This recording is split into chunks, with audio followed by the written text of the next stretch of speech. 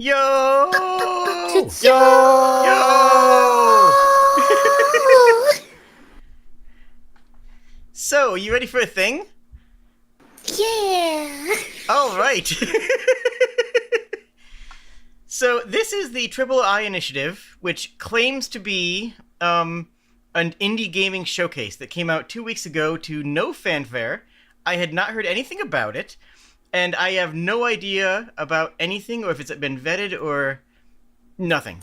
All I know is that this was a thing that was linked to me saying, "Hey, you should cover this." I'm like, "I." All right, sure. And so I reached out to Sprigg and Bucket and was like, "Hey, do you want to do a thing with me?" And to which her response was, "Yes." I'm like, do you want to hear what it is first? And they're like, "No." I'm like, "Okay, I'm not telling you what it is then." So, we're about to find out. In theory, this should be a bunch of game trailers for indie games. In practice, Who knows? it's a mystery. Who knows? My hands are weird. No, my hands are fine. Hi. Loud. Okay. Whole loud. Now that I should have checked in tech setup. That's on me.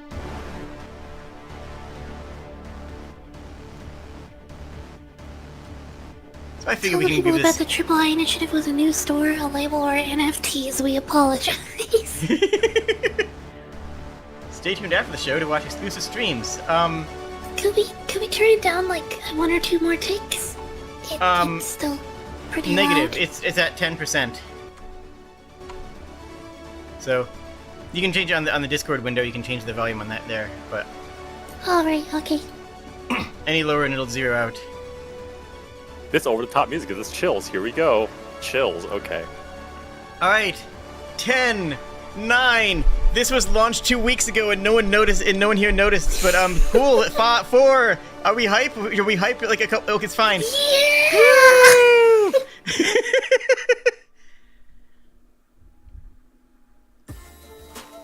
I don't need captions, thank you.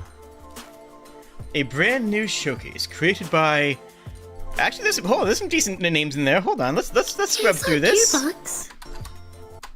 Evil Empire, Evil Gearbox. Empire, Gearbox.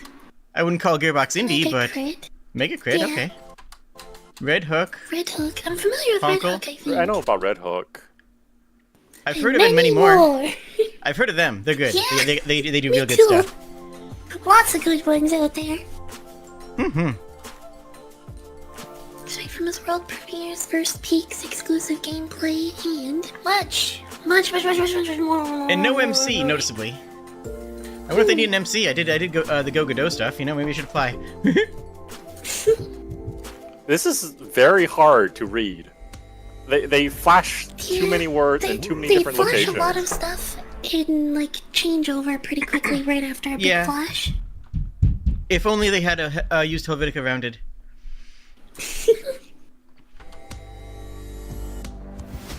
World premiere. All right. Love the color grading. Visually, it reminds me a little bit of Indivisible, weirdly enough. Maybe card game? Oh, Slave Spire 2. Oh yes, Slay the Spire 2, definitely, totally, Oh. yep. It's her. Yep.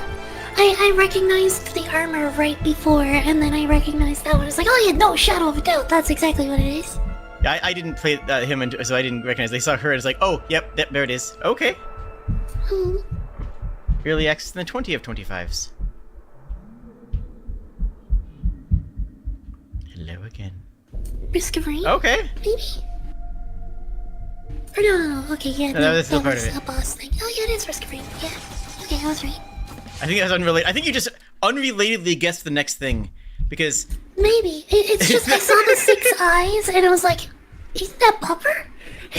no, I'm pretty sure that's just the tail of the Slay the Spire thing. Yeah, I think it was Yeah. just the tell. Yeah, the I think Slay you the just- Spire thing. I just think you just presciented the next one. Yeah, you just totally just presciented the next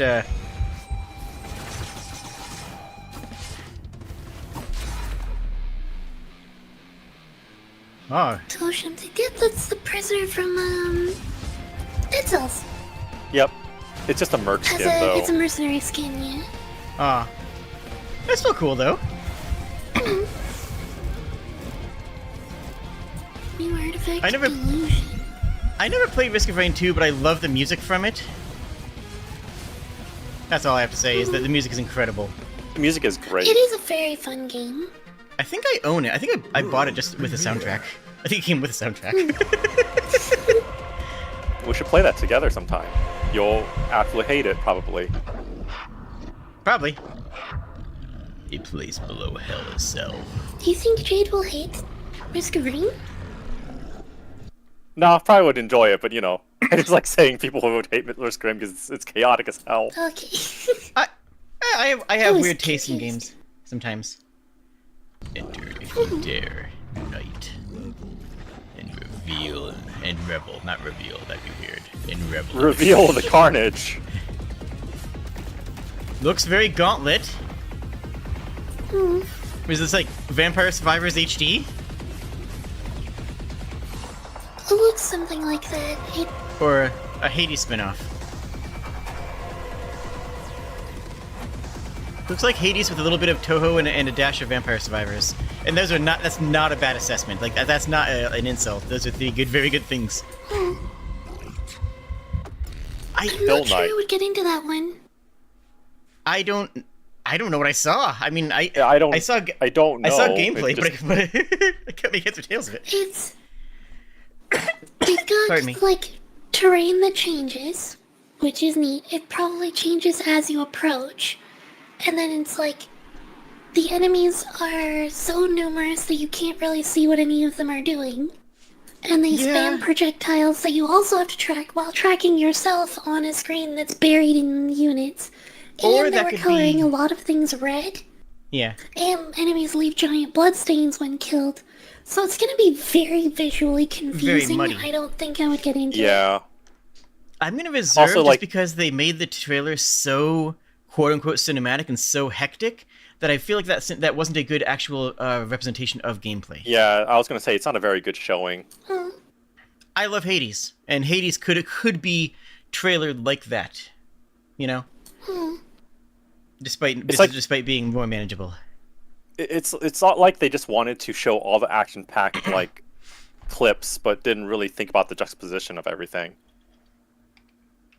I'm gonna say potentially, you know, I mean, it looks interesting. I'm curious about it, and I'm curious enough to look into it, but the trailer was a bit muddy.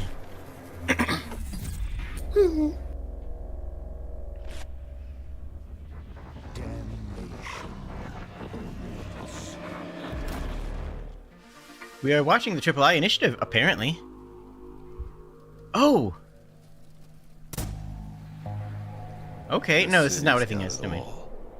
Bartenders, debt collectors, doctors, waiters. Is that enforcers. Shadow of a Doubt game, I think it's called? Now there's a new kind of killer in town. The bullet might have come It's a from across the procedurally street. generated murder mystery. Oh. Came from under it. Black market dealers are just like anybody else. They do their work, they clock out, they go home. Nobody keeps better records than a crook. Killers always leave a trail. All I gotta do is find them before they kill again.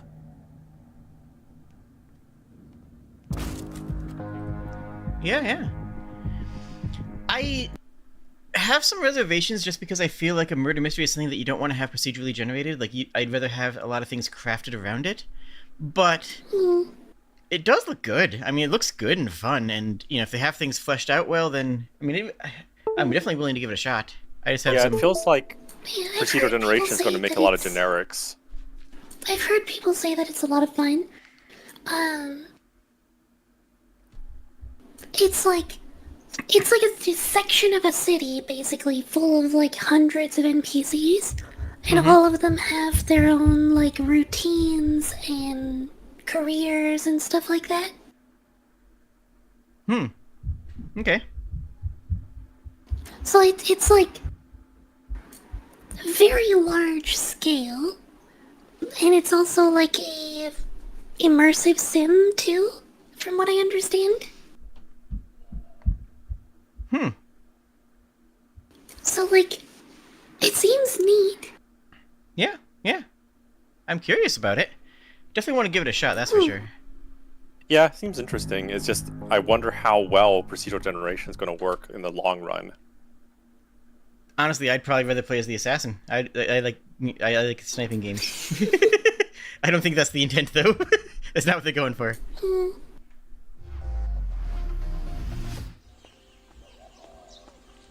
Pretty.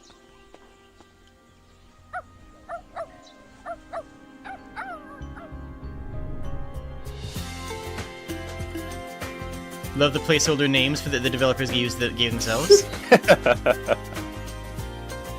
Okay, so it's a Harvest Moon-esque game. Oh, Sandrock. Time in Sandrock again. Ah.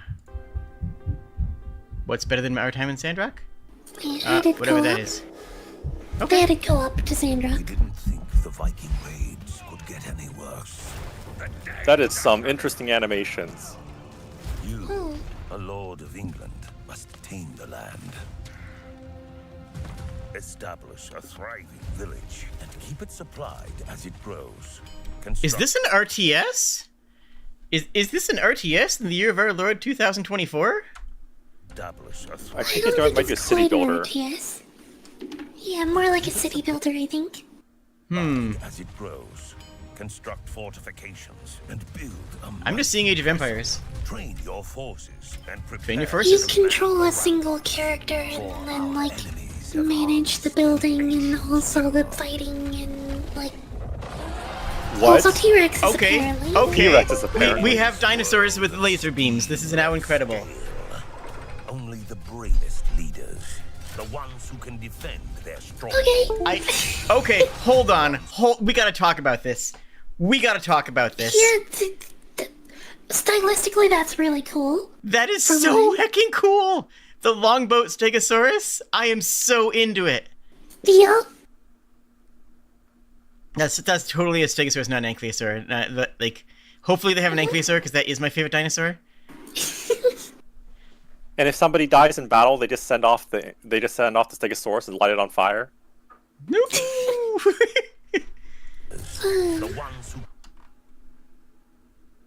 Honestly, the like suddenly dinosaurs actually like grabbed my attention again. No, 100% I same. was about to say, yeah, I'm probably not gonna have any interest in this one. It just looks like it's gonna be too cluttered and not really like. And it's then just gonna be Andor dinosaurs. Empires, but not as good. And then dinosaurs. And it's like, There's okay, we've got dinosaurs now. Alright, let's go. I'm just sitting here going, yo, Age of Empires, and then all of a sudden, like, dinosaurs, and everyone pops off. Everybody pops defend off. their strongholds. The ones who can raise an army. Yo, my boy! Also, there he is! RPG. There's my boy! Shit, there's the Ankylosaur. That's an Anki. Okay, I'm fine.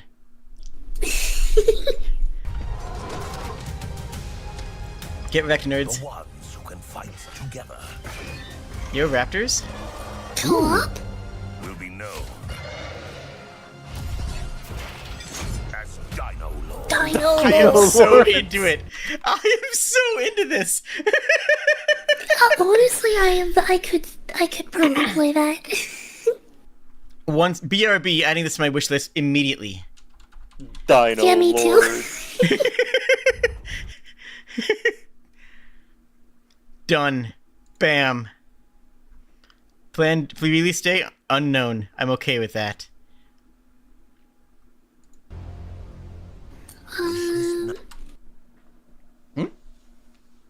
Medieval city building. I'm just like looking at the store page a little bit. Yeah. Built the stronghold. Blah, blah, blah, blah. They put strategy and RTS in their tags, so you know. Yeah, it does look like an RTS, but like it's probably a city builder hybrid. But like RTS, where you control one character, is like I'm a Dota player. That's fine with me. I can work with this. Oh, it's from Ghost Ship. Okay, I have faith. I have 100% faith. Ghost Whomst? Ship. Whomst? Ghost Ship games. What have they done? What do I know them for? They did Deep Rock. They did Deep Rock. Oh, okay, Nice. Okay. Yeah, so 1,000% faith. Okay. All right. So we're playing Yeah. this. Yep. Heck yes. Eventually, I'm gonna get this game. Like, Exactly. I trust Ghost Ship Games implicitly. Nice. Now on Steam. I'm hype. I am so hype. Because Ghost Ship is like, they have historically been very good with monetization. Like the battle pass and everything in Deep Rock is actually like the only battle pass that I've ever been okay with. It's free, and everything in it gets added to regular progression. And then if you want to support the developers, they have a bunch of skin packs that are basically just like flexes for the community Nice. that are way overpriced. Yeah, I mean, that's they, that's fine. That's fine. Yeah, but the That's game what- goes on sale all the time. The DLCs go on sale all the time. So like, you can get the cosmetic packs. The base price for them is like $25 or something, but it regularly goes on sale for like half price or less. But and you can even have then, that people high generally price. don't.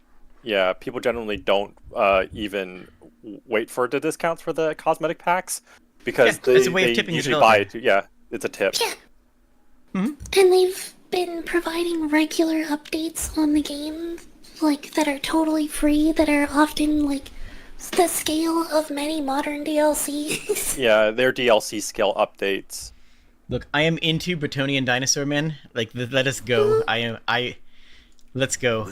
I am so into this. Steam.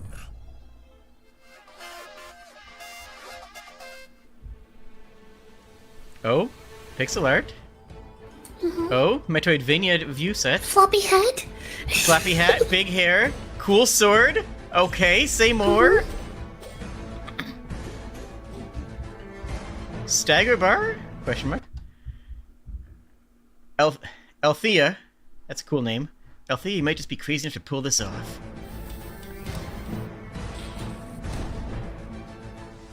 Ooh, we got platforming. And we have multiple characters to play as, maybe? Question mark? Steampunk We aesthetic. got skill trees. Steampunk aesthetics for sure. I like it. I like it. The gate beckons, Althea. I love that Hear it guy's cry out. pauldron. Look at that pauldron. That is so cool. I think that's a robot arm. Either way. Because, like, he's got hoses connecting all the way down the arm. That's like a way oversized entire arm kind of thing. I was just thinking it was like a pneumatic power thing with the cables. Either way, I just want to point out the lighting, the reflective lighting on the pixel art. It's good. It's real good. That's all.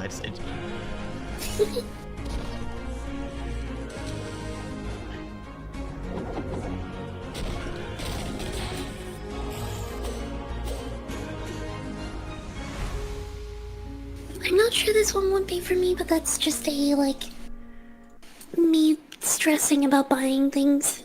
I mean, that's entirely my alley. I've been doing a lot of Metroidvanias. I'm currently going through all of the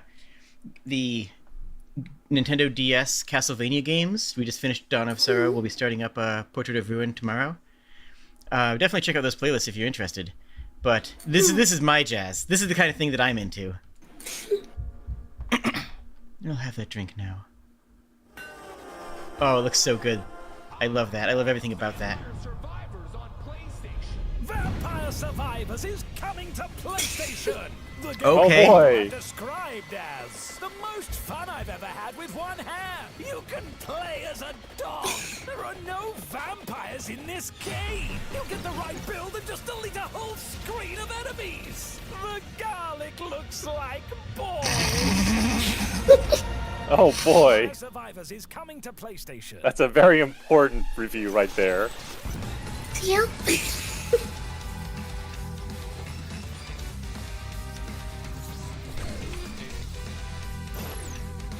Now what is this? I think this is just the cinematic because they didn't do any mesh screens between. I think Vampire Survivors just paid for cinematics. Huh. I could be wrong. Because it sure looks like I am. Guns do not seem in Yeah, line they with don't. Vampire Survivors, neither do robots. But they did a blur screen transition as opposed to going to the III logo. So I have no Yeah. idea. Maybe it's a Maybe co-op another event or DLC? something? No, it is. Yeah, it's a co-op. Yeah, collab with Contra. Honestly, of all IPs, Contra's a really good one fit for Vampire Survivors. Weirdly so, though, you know? I knew they're adding co-op. Unless they Now- already did. I thought They- they, they had may- co-op. I haven't played it in a while. Same. Yeah, same I here. I mostly played the Hollow Kira one, to be honest. Yeah, me too. As a one versus the other, the Hollow Kira is just, like, more fun. From my experience. But co-op would change that, as would werewolves. I mean, I'm not biased or anything, but Werewolves with hello, machine gun arms? Machine gun werewolf! machine gun werewolf, though. I mean,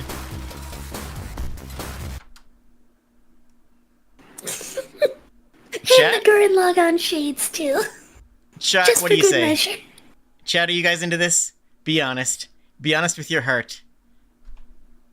With their heart of hearts. Scratchy. There.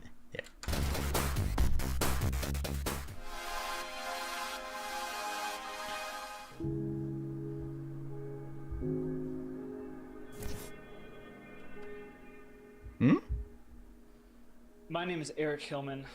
And Hi, I'm Eric, the I guess. composer for Flintlock. Yeah? Flintlock. Oh, okay. I would describe the world of Flintlock as this beautiful mixture of dust and dirt and grime with magic and I mean, gods. pretty art and stuff, but what's the game? My main focus for the music in Flintlock was trying Well, this is them talking about the music. to achieve a sound that felt unique to this world and unique to this setting, unique to these enemies, unique to these But what's the game? For the idea of combat in this game, I wanted it to There feel we very go. specific and specifically small. For the gods, I went completely in the other direction. I really wanted it to feel like you were up against something awesome and something epic, and kind of like you were up against a real challenge. It is gorgeous music. I will have nothing but respect for that man. Yeah. It is a very interesting direction for the advertisement, though, because most people aren't going to be that I'm related most to excited for the music. Yeah. I'm most excited for players to experience a type of game and a type of world setting that we don't really see that much, that we haven't really seen that much in video games yet. In the faces of the gods below. Neat. World premiere. World premiere. All right, what do we got? Humble Games backed. Pre-alpha footage. Ooh, oh. Oh, Okay, hold on. We're cooking here. Never Alone, I believe is the first game I ever cried on from on stream. Oh, I never played Never Alone. I don't even know what it is. If it's the one I think it is, I might be.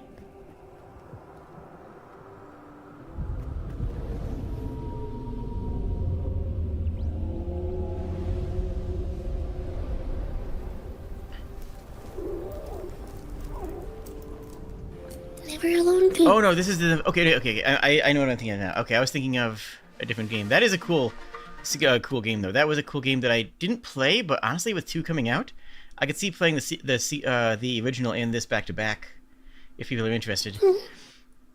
This game was made by native Inuit people for the world to see their culture, because so few people have actually seen Inuit culture through the Inuit lens, as opposed to through the lens that that colonial peoples have put onto that culture, right? So actually having a celebration of that culture by their people is something that I really am interested in. Yeah, because all you really get is documentaries that just really isn't like they might have interviews and such, but it's not from their eyes. It's Right. from like always from the outside looking in. Yeah, the production lens is an important way of looking at any culture. Listen to people's voices.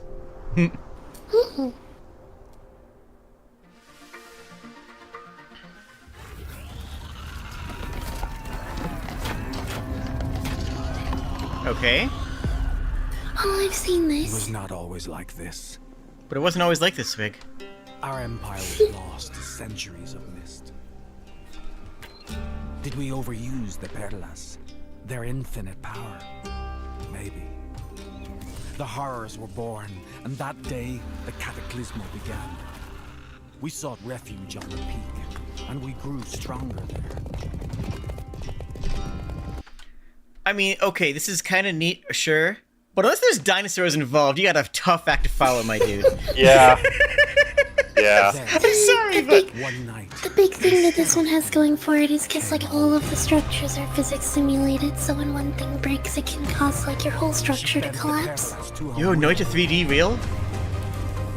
With her we stood unbreakable.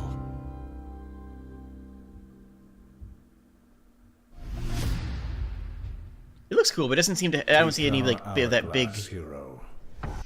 It doesn't seem to have any of that big, play me now twist, right? Like, we popped off when we saw the Yeah. dinosaurs. That one, I did not pop off when I saw the bird lady. She looks cool, but I wasn't popping off, you know?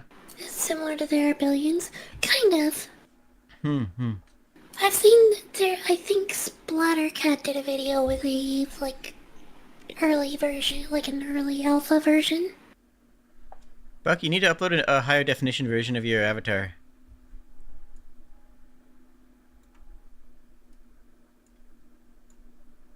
Higher definition version of my avatar. Yeah. You're blurry on my screen. Oh, the Fuji? Yeah. Yeah, I'll need to do that. Completely arbitrary, just a heads up. Take our hourglass, hero. Collect your bearings and focus. Okay, your we got mind Diablo. And enter Death's realm. We have more once Diablo. again. We have Vampire Survivors. Okay. You really think you can kill Death, though? We don't have a string for him. We have we have some Hades and DNA in the gods and the selections there. I respect it. What Okay. kind of legend would it be without fire and mayhem? I'll say that this seems a lot more interesting than Vampire Survivors to me personally.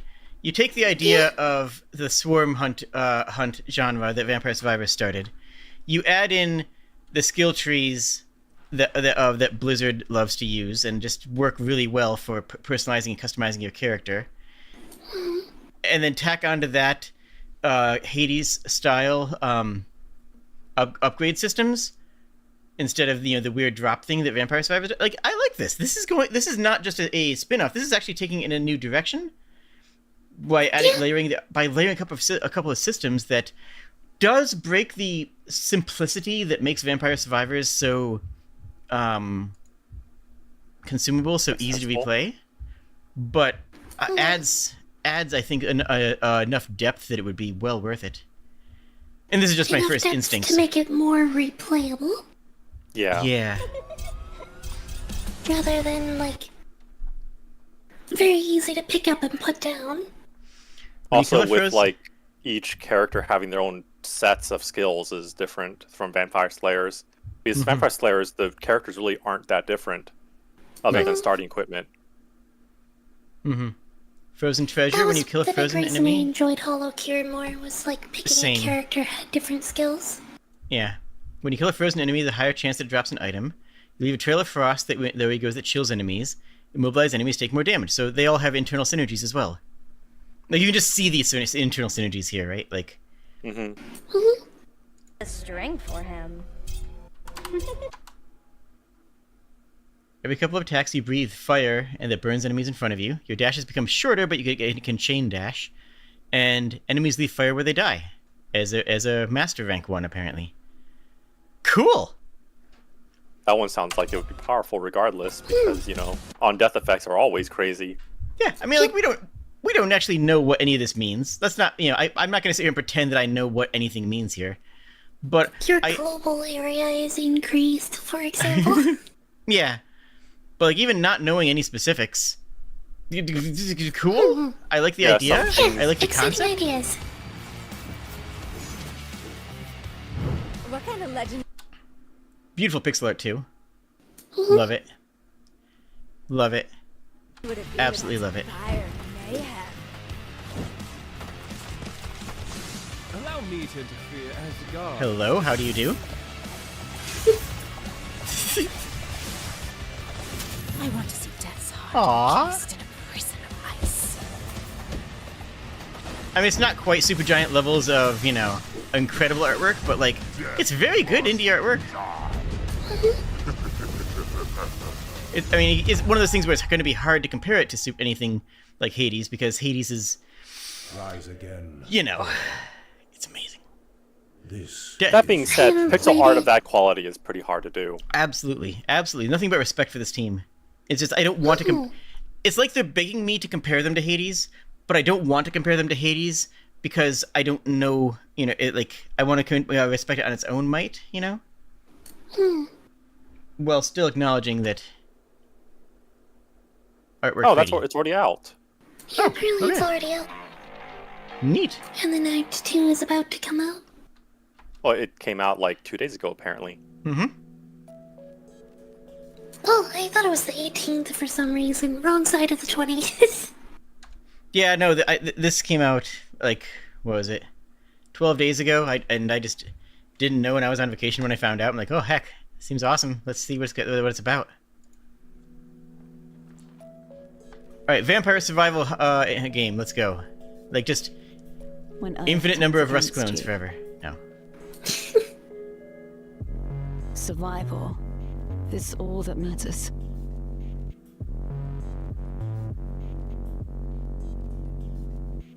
It's another post-apocalypse city builder. Our time. Yep.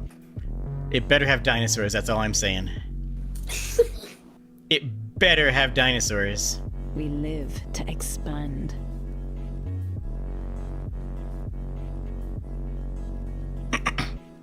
We live to rebuild. I know.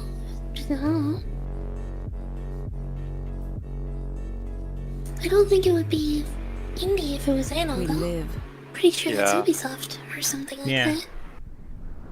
to survive. I did see that Epix Games was one of the sponsors for the AAA initiative, but... In Zone 2, okay. Oh, I thought it looked familiar. I was gonna say, like, this doesn't look any different from End Zone, but then it's just End Zone. It ends out. Dyson Sphere program. This is a pretty neat game. I just really wish it had multiplayer. That was kind of what stopped me from getting into it. We need more power! Okay, I love the music now.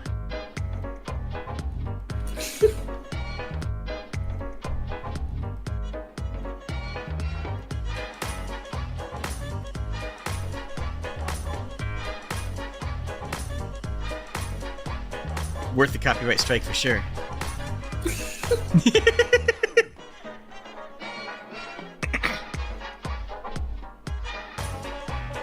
This is very good music, and I enjoy this type of music, and I enjoy the aesthetic of this. I don't know if I'll like the game, but I vibe with that. It's basically Factorio on a way bigger scale. Oh, hey, this game. Huh? So, hold on. Oh, wait, it's multiplayer now.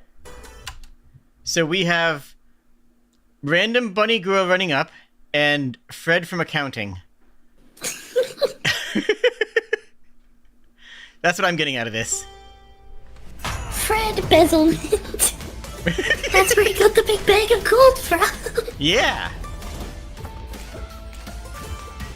Okay. Some Binding of Isaac vibes, that's for sure. I don't remember what this it's game's name is, but it is. Yeah, it is very Binding of Isaac. it's in that same kind of vein. It reminds me weirdly of Spelunky in the art direction. I mean, It's similar in terms of playstyle as well. Like not in terms of it's not a platformer, but like Right. you are supposed to collect like a lot of money for just money's sake. Mm-hmm. So like design wise, then. Mm-hmm.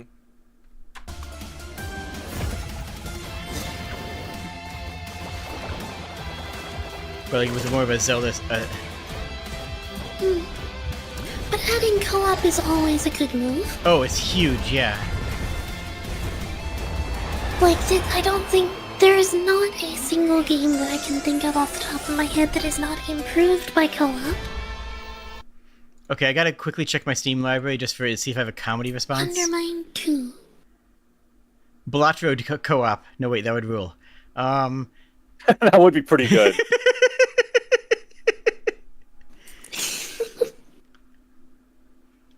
I've never played Balatro. If it's not co-op, I don't tend to buy it. Fair. I mean, we played Cobalt Core co-op, so like that counts.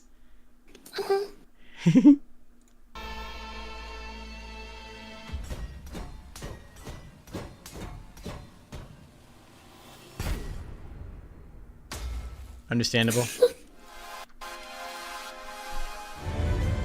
That game looks awesome now.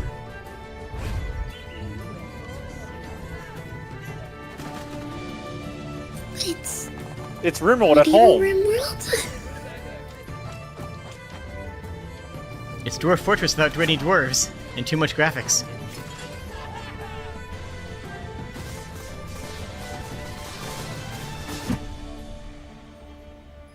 No dinosaurs. Yep, no They're dinosaurs. dinosaurs.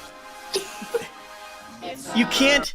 If you're gonna have the You dinosaur can't, one. Like, I think that's partly a fault of Triple I, honestly. Yeah, they putting the should have put dinosaurs that so one at the early very and then a end. bunch of games after.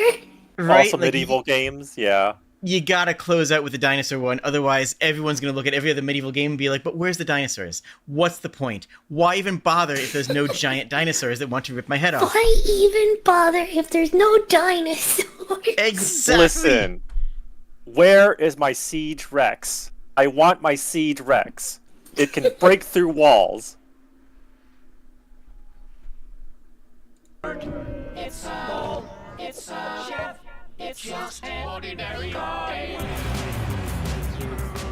Okay. Yes, that's What? definitely an ordinary car game, I'm sure.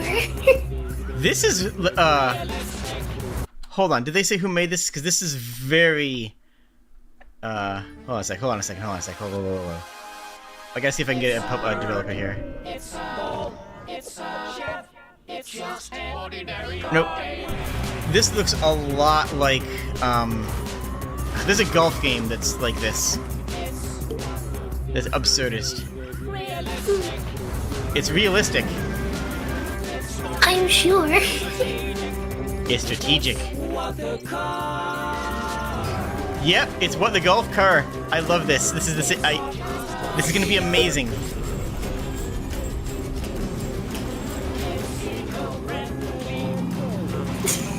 If you haven't played What the Golf, then we should play that sometime.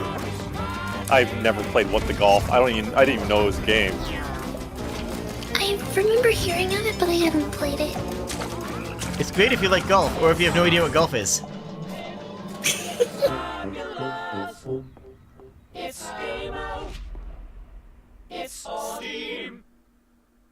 Oh no. Okay.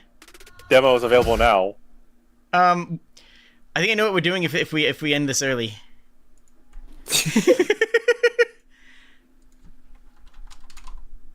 What the car demo? All right. I think I know what we're doing if this ends early, which it probably will, honestly. But hi.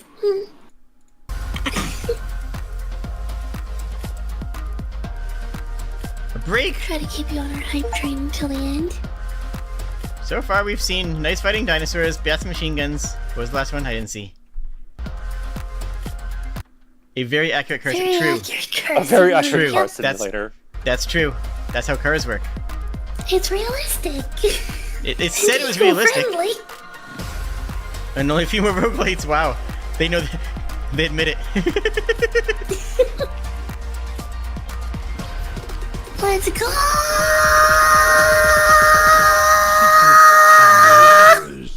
Brought now to the fore. Hype.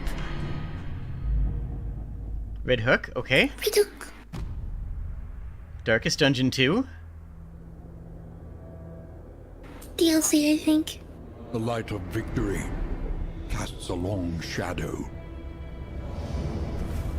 And in that nighted gloom, your fragile triumph is under siege. Decency must be defended.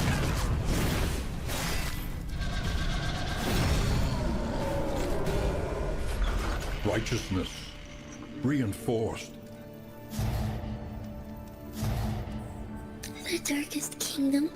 Honestly, This realm must stand fast against those who would seek Darkest to poison Dungeon it. 2, I felt like it was a step backwards from the style of Dungeon 1. Really? Yeah, I didn't get Darkest Dungeon 2 because I watched a few people play it, and I felt like they did take a few steps back. Like it's also like strange in how like a lot of design is. I don't know. I want to get into Darkest Dungeon. I really do, but I keep getting like soft locked in the first game. Just repeated soft locking, and it takes away from any fun when you have to restart the entire game like 2 hours in. Yeah. I didn't like as the game tries to force you to be always on the back foot and never have your ground. And I just didn't enjoy that as much as I I respect it. I think it's a very good game, but it's just not one that I tend to go towards. I respect it as a very good game, I though. found it was too heavily leaned into RNG. Cause I would start and it's like, okay, I've got my brand new team because my other team is so stressed that I can't bring them down anymore. And they immediately perish. So I take 3 steps into the first dungeon and then one of my characters goes, I'm gonna touch that thing! I got stressed out! I had a heart attack! Die! Yeah, no, that sounds about right. Like, I didn't even step on a trap! They touched a book! Or sometimes you'll finally get like some kind of advantage or advance to some degree where you have powerful characters, which fine. You have to switch them out. You have 2 teams of good characters, but then the moment you get some really bad luck, you can just lose one of your really good guys, and that's it. Your game is now just effectively over. There's no recovering from it. And then you can end up with no money to buy supplies, so you just have to like throw bodies into the dungeon and hope that you get something. Yeah. And bleed it dry. But like the art style of Darkest Dungeon 2, I feel is not as iconic as the first games was. These corrupted lands, they are yours now, and you are bound to them. I do respect free updates, though. Taking the time to do a big, massive free update like that is very cool. I'm Anwar Noriega, CEO and founder of Wabi Sabi Games, a team of developers mainly located in Latin America. Growing up, we were heavily inspired by retro platformers and graffiti, and wanted to share all that love with the world with our own very first video game, Rakugaki. This is the first project we have created together as a team, and we are very proud to be both published by Gearbox Publishing and also included as part of Riot Games' Underrepresented Founders Program. Now, here's a first look. That is pretty hype. I honestly did not absorb anything he said. I was looking at the grumpy looking sleepy dog. Honestly valid. That makes sense. They're a good bean. Hello, friend. They're a good friend. Games Underrepresented Founders Program. Now, here's a first look. World premiere.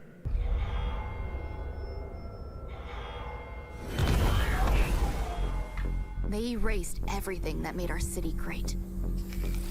Our art, and even the people, scrubbed and drained. But I know what I have to do. Jet Set Radio meets Persona?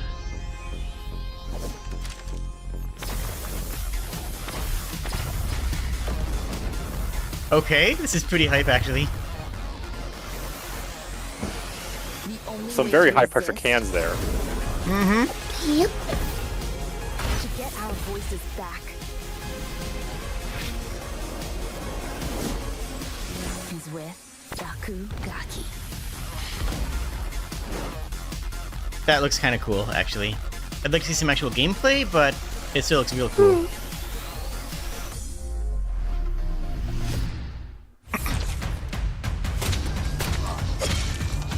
Okay. Wastelands 2? Broken Roads is a post-apocalyptic, narrative-driven RPG set in the desolate beauty of the vast Australian outback. To survive, you'll have to make tough choices guided by the moral compass, an all-new alignment system. Sorry. All new alignment system. It's humanist, Machiavellian, nihilist, utilitarian. That's alignment system? Okay. Okay. It's all new. To make tough choices guided by the moral compass, an all-new alignment system that will test your worldview against nihilist, humanist, utilitarian, and Machiavellian. Let's analyze this, shall we? Let's your worldview against nihilist. You just picked up a job to escort a captured thief. You get to talking. He tells you the sad tale of how he came to be captured. Sounds like he was not really the perp, and actually makes a pretty good case for his innocence. He begs you to free him. Humanist, let him go free. You'll argue his case and at least prevent an innocent man from enduring a mob justice. There'll be more jobs down the track. Nihilist, you've been paid to do a job and you plan to see it through. Despite his appeal to potential innocence, prioritize your reputation and ensure you get paid. Utilitarian, I guess he seems fairly utilitarian already. Promise him you'll plead his case. It doesn't serve anyone's interest to execute an innocent man, and it doesn't serve yours if he's in fact guilty.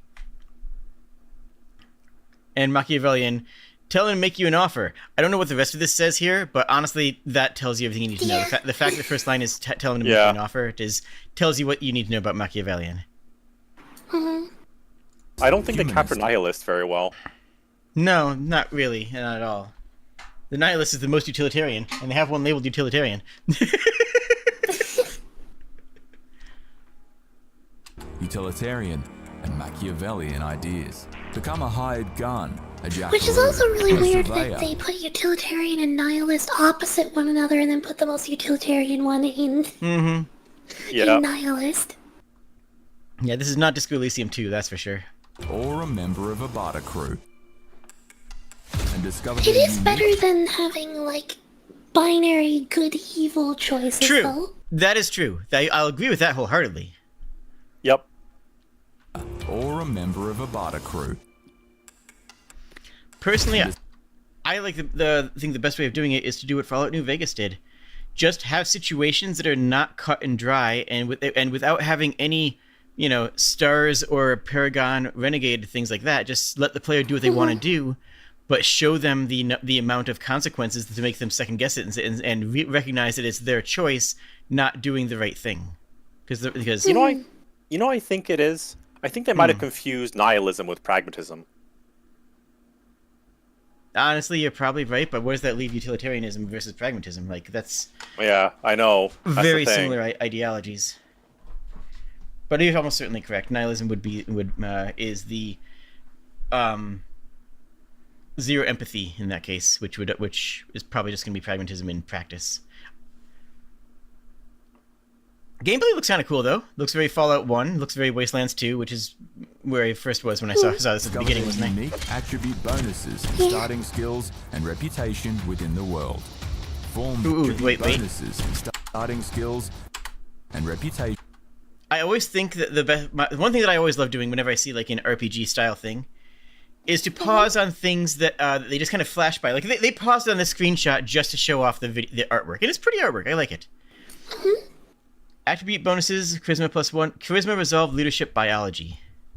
Within We have strength and agility for fortitude, resolve and awareness for temperance, intelligence and charisma for wisdom, and skills of... Drunken Master. Drunken Master. Drunken Master is a base skill. Tinker... Punt? Just kicking things? Okay. I guess. Vigilance, leadership, biology, shooting mastery, deadeye. Shooting mastery and deadeye. I'm guessing that this one is like pistols and this one is rifles, I'm guessing. Well, it's melee mastery and shooting mastery. I think those are your basic, like, attacking things. And then, like, Barbican is like a melee damage boost. Deadeye is like a range damage boost. You don't think that you can become a barber? Where then? We I'm can just hope, guessing. right? Yeah. I'm hoping we can become a barber in this. That'd be fun. It gives you additional bleed damage. There you go. Yes. Unfortunately, whenever you bleed your enemies, they start healing for some weird reason because you're a barber.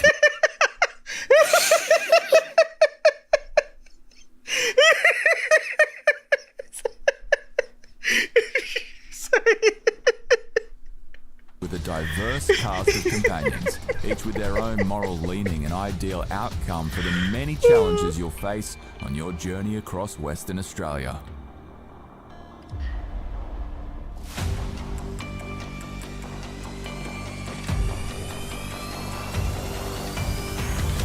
Broken Roads is available now.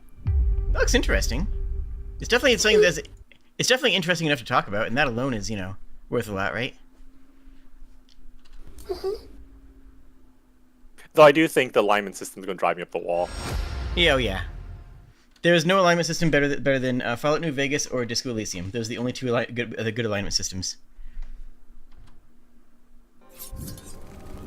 Mods, ban anybody who says D&D, just to time them out in chat, okay? Has Thanks. been reduced to the shadow of a bygone age. Nightmares have breached the last standing bastion of reverie. Co-op The roguelite. heroes of the Raven's Watch are our last hope to overcome these evils. Raven's Watch? Come to me, friends! That's not enough to kill me! Okay, so action RPG going... Okay. Just random sound Wukong, okay. It's kind of obligatory now, right? Out with my culture. I know that the meme, at least, is like... It's a requirement to get the game released in China. It really does help your Chinese it presence. really is. Like, Warframe probably would not have gotten their release if they didn't have Wukong as a frame. Yep.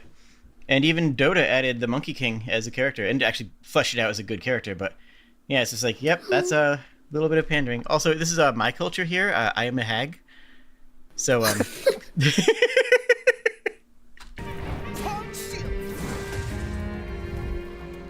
Raven's Watch, heed my call. I am Morgan, for Avalon, and return my dear brother to his eternal rest. For reverie! I'd say it looks like a Diablo-like, but honestly, it looks more like, dang it, what's it called? Torchlight. I fear a darker menace lurks deep within the shadows. Isn't Torchlight meant to be Diablo-like, though? It is, but it's... we can get into that later. It did a bunch of new stuff, too. It did a bunch of new stuff, and the overall aesthetic felt more mobile game than Diablo. This is true. And I think that's what didn't what turned me Torchlight off. also actually isn't Torchlight also like something that originated from Fate, which was more of a Diablo-like, I think, and then they started going their own direction at Torchlight. I don't remember. I'm not 100% certain on that one. Oh! Thank you for Oh, the that is a reminder, good Cecilia. idea. What? Huh? What? I forgot to switch out of StarCraft as a category. Gotcha. I can do that if I wanted to.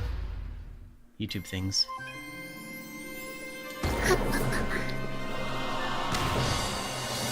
Okay. Okay, I love the aesthetic. Big fan of this look. Oh my goodness! They're nice. Pirate hamsters. I love all of them. Oh my goodness! Look at his hair. This one's so smooth. I love them.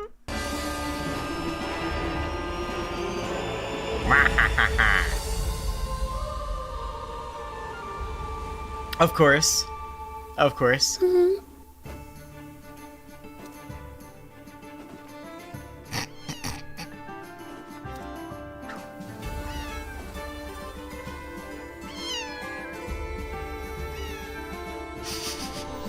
It's Cat Moses. It is. Pirate Moses cat.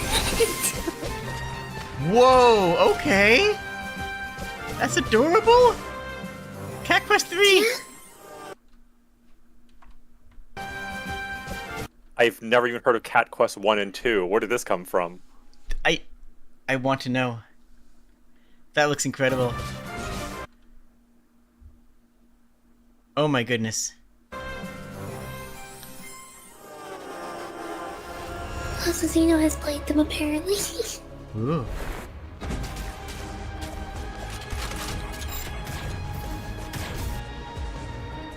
Haunting the wastes.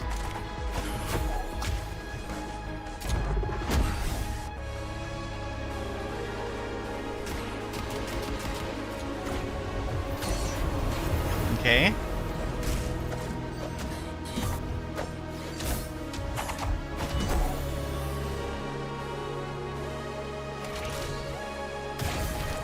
I'm just seeing action RPG with cel-shaded backgrounds. Yeah. I'm not seeing anything. Oh, it's another hyper. Oh, it's Hyperlight. This is Hyperlight Breaker. Okay. Okay, okay. I mean, honestly, I was not impressed, but knowing that's the team behind it, I expected that it's actually going to be very tightly made and well designed. But I didn't see anything visually. Hyperlight Drifter, honestly. Yeah, I think I played it for about 15 minutes. It felt really gross. Really? It, like, the movement felt really mushy.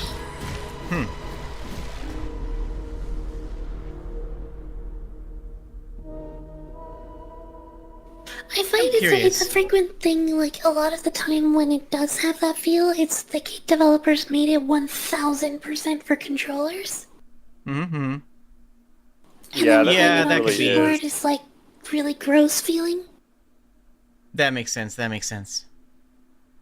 Yeah, because in Hyperlight Drifter, like, you're supposed to make use of the dodge mechanic to solve movement puzzles. The problem is, if you're not using a controller, you only have, like, what, 3 degrees of movement?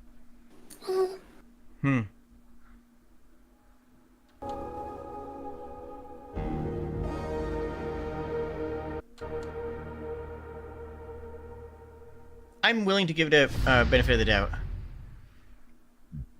I don't know if it's going to be good. I'm not impressed by the visuals, but I feel like they could do something with it. Okay, what do we got here? Oh, I've seen this one. This is the last spell, I think. Okay. Dwarves of Runenberg. What is this game? This has been off and on my wish list over and over again. It's like a post-apocalypse survival-y type game in a fantasy world, and you are the heroes who are holding the city during the ritual that will banish the evil and save the world. Ooh, nice. That's the idea of the game, at least. That's pretty cool.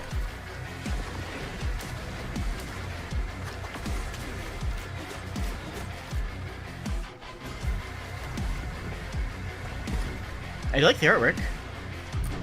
It's very pretty. It's been off and on my wish list for quite a while.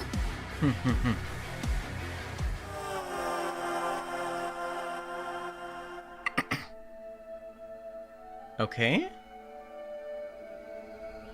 I like that locale. That's a really pretty land. Ooh, oh, actually I like that a lot. With the verticality and the bridges between the different Ooh, gorgeous. Love it. Oh, wait a minute.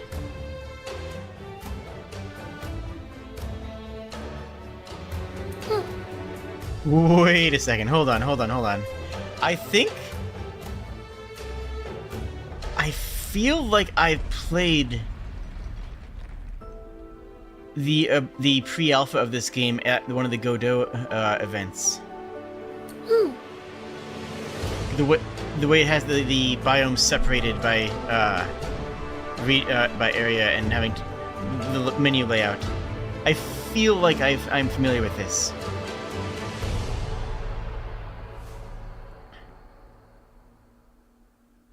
Oh, now in early access.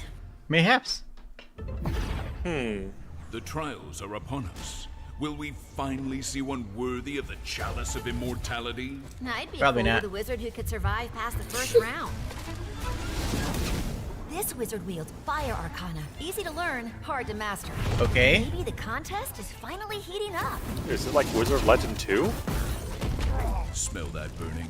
That's the scent of failure. You know what game I really wish had actually done what they'd set out to do? This is making me think of. Is Spellbreakers. They were talking about making it a open world RPG, like Breath of the Wild-y type game. Mm-hmm. And it was really cool because you had several different elements of spellcasting, and then combining them together could do different things.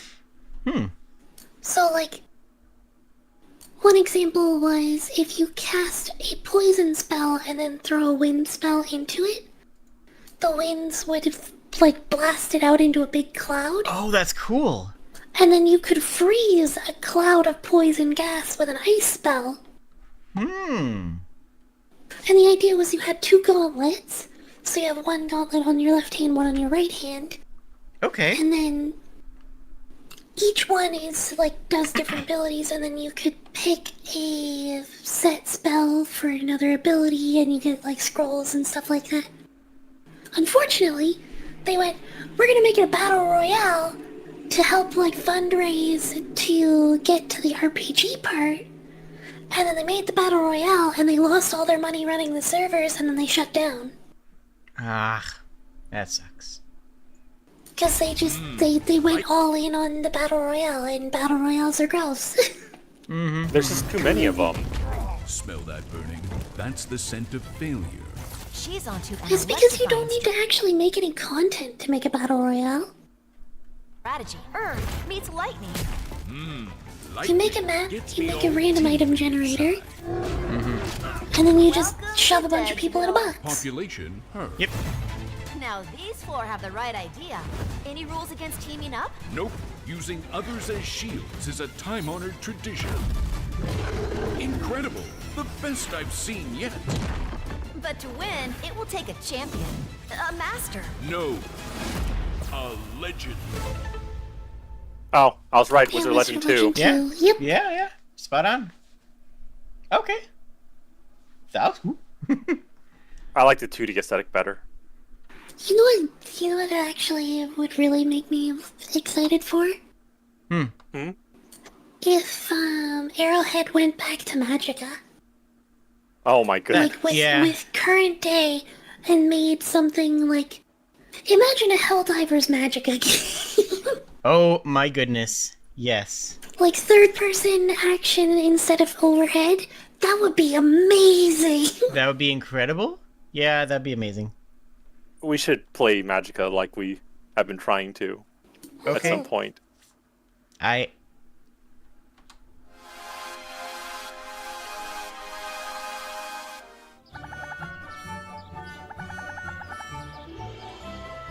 School management sim. Arrow keys to use your spells.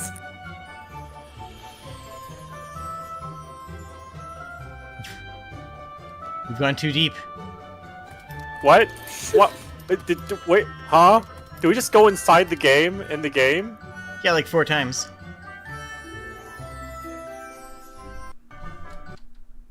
Okay. I mean, it looks like very... Wait, who made this? Panthe... Okay. That looks cute if you want a little sim game like that. Well, if you want a sim game like that, I do recommend looking up a Twin Point Hospital. Twin Point Hospital. It's real good. Or is it 2 Point? I forget. I think it's 2 Point, and they also have like 2 Point campus and stuff. Mm-hmm. Yeah, 2 Point. Is 2 Point like where everything goes horribly, horribly wrong constantly in a comedic way? Most emphasis on the comedic than the wrong, but yeah, it's an absurdist take on a sim game where people will come in with lightheadedness, as in their head has been replaced by a light bulb and they need a nurse to unscrew it and replace it with a head. Or Elvis impersonation syndrome, where they just come in dressed as Elvis and they need to go see a psychiatrist. It's silly. It's as if it's a very silly game. It's fantastic. It's also based off of an old Bullfrog game, and shoutouts to Bullfrog Games. You went away too soon.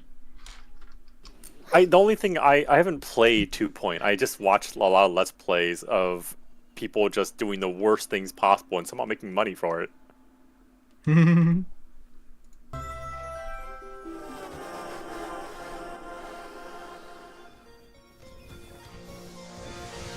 Okay. Now in the deep seas, apparently. And this is, I think it's Brotato it's called. New potatoes.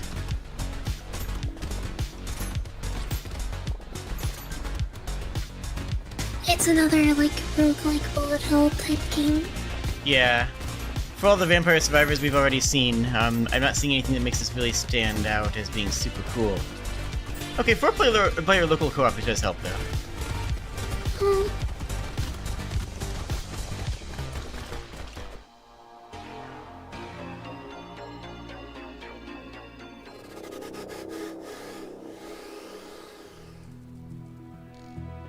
Oh, pretty.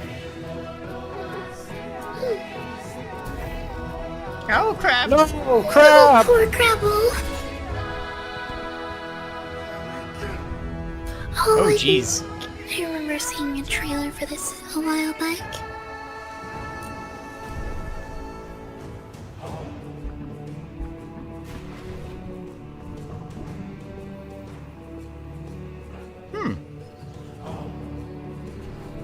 Ooh, I like that jumping.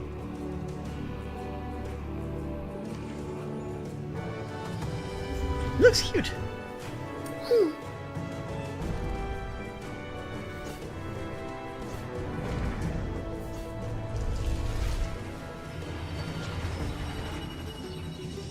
Chia. Coming to Switch. Cool.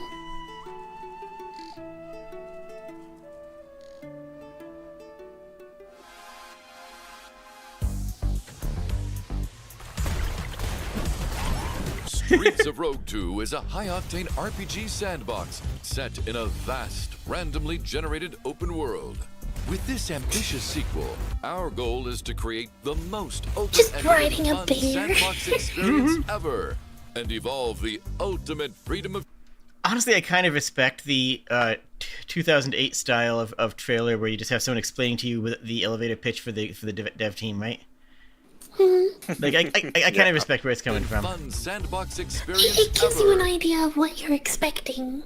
And evolve the Instead ultimate of, like, freedom of choice that made the original Flash, game blood, flash, possible. action, flash, more action, flash. What was that? The president of a small country, either solo or with friends via online co-op. How you reach your goal is completely up to you. Assemble a mercenary army and plan a coup. Stage a zombie virus outbreak. Or just chill out, build a farm, and totally ignore the main quest. Pick from a diverse roster of playable character classes, each with their own unique, weird traits. Take a look at these glorious bastards. Hacker, chef, cultist, wrestler, detective, ninja, also gorilla, and Gorilla. and investment banker, and many more. Be sneaky. Investment or banker go OP. guns blazing, or make others do your dirty work. Get inventive and experiment. You can destroy the entire world by investing. There are multiple ways to complete each mission. Wreak havoc Honestly, with I a had heard vast of arsenal. Streets of Rogue before, This description is like this trailer is actually making me interested in it. Nice. Of weapons, gadgets, and vehicles. Machine guns, shrink It's a rays, barrel of bear monkeys. traps, check. Supercars and speedboats, check. Boomboxes, banana peels, rat summoning ocarina, necronomicon. Yo? Check, I guess. The huge procedurally generated map of Streets of Rogue 2 features multiple It has beautiful werewolves 10 out of 10. biomes, bustling cities, serene countryside, mysterious caves, sunlit islands, creepy Oh my gosh, graveyards. Shinarado. Explore this lively world. Fair. Engage with it. What now? What now? It's because you can just farm and ignore everything else, isn't it, Sprigg? Maybe. I can't say it's not. It might be true. Creepy graveyards. Explore this lively world. Engage with its quirky inhabitants. And write your own story. Streets of Rogue 2 is coming to Steam Early Access later this year. Add the game to your wish Monkey. list.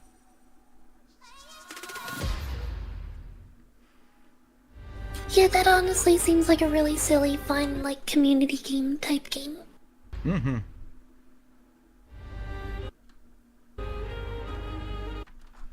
Times are tight, and the state of the treasury is a topic avoided by more prudent courtiers.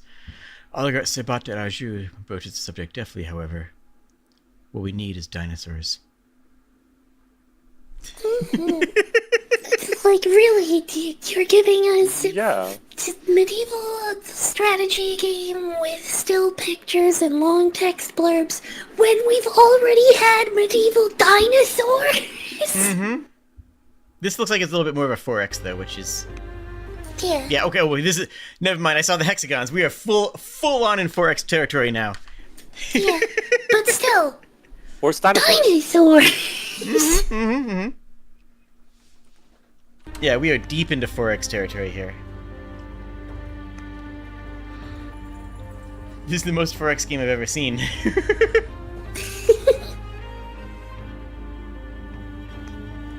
And I say that as somebody who has Endless Legend. I also have Endless Legend. It's a fun game. Very I 4X. have not gotten very far. Yeah, neither have I. The music, the soundtrack is phenomenal. Power World update, I guess. Oh, the PvP update. Ah, Arena. Selling the music. And I guess that's all they have for it.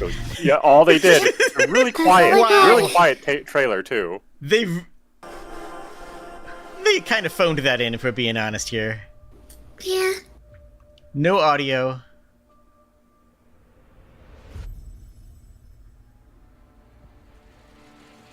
Just like, what, 30 seconds? Not even game audio. It's like some ambient drone. In darkness, Whoa. 33 souls join together. 33 gather courage. Against his law, we rebel. Fell beasts overwhelm you. Okay. Unite. Bolster your defenses. Flee his fierce fire. Mend your wounds and press on. Looks like co-op. Yeah, that's a good sign. Mm-hmm. The fiends seek to consume you. The fallen. Oh, when you get down to get captured by the monster, and then they have to kill the monster that kills you, and then revive you after. That makes sense. Great is the wrath of God. That And the second actually death hurts my eyes a bit. Yet together. A little bit on the hard on the MMO zones, that's for sure. Hone your skills. Well, that was like the Indulge in modest big vanity. glowing yellow circles surrounding Mm. you is like And quickly really, rejoin really the flame. hard on the eyes. How many people can play this at the same time? Apparently a lot. 33 sinners. 33, it seems like. 33. Mark my words. Only through pain and sacrifice will 33 souls become 33 immortals.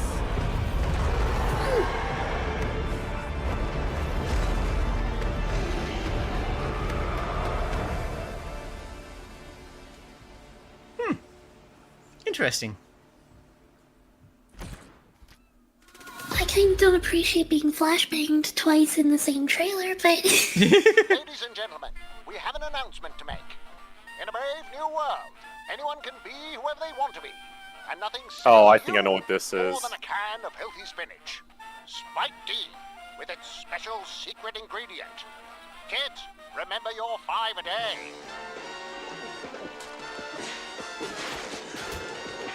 Oh, yeah. I heard about this.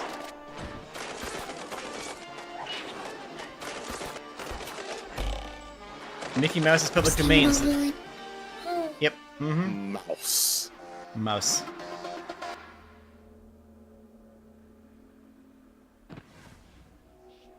Looked unimpressed. I'm sorry, I was like rubbing my eyes because my eyes still hurt a little bit from that trailer. I think Mouse is fine, but I don't know. It relies very heavily on the Mickey Mouse aesthetic, you know, the Steamboat Willie aesthetic. And that's not inherently a bad thing, but at the end of the day, is it just Wolfenstein? You know, is it just Doom? Yeah. And that's what like. If it is, okay. I've played Doom WADs that do similar things. What does it do that makes it stand up on its own outside of the aesthetic? The aesthetic is good. The aesthetic looks cool. I'm fine with the aesthetic. Does it stand up on its own based on something other than the aesthetic? That's my question, and I don't have an answer because, well, they haven't given me one yet. With how advanced you can get like Doom like customization now, this is like It I could feel just like be a Doom mod. yeah, shooters like this is kind of a dime a dozen, unfortunately. Yeah, and if the aesthetic is good, and if they have something that makes that worth going through, like Cuphead, it could be you could say the same thing about how but Cuphead actually does pull it off, right? Cuphead hits that aesthetic, but then sticks the landing as a game. I don't know. I heard game experts it does not that on play keyboard, that can't. Well, I hear game keyboard is experts that rough. play the game can't jump and dash at the same time.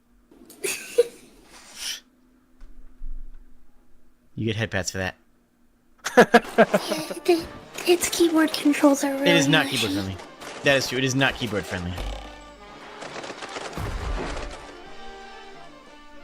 I would not be able to play mouse.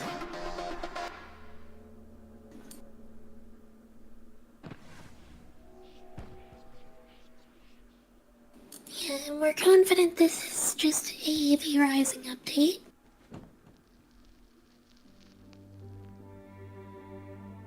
Pretty.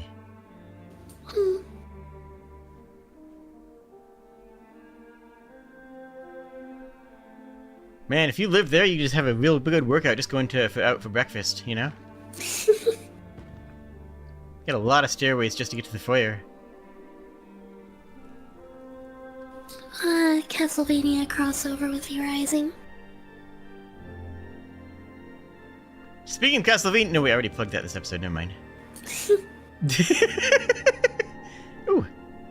Owl.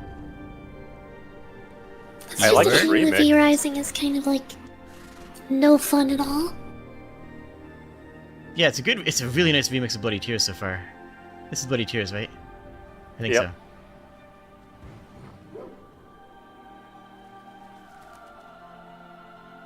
I will show you the might of the House Belmont. Will you, though? Face me.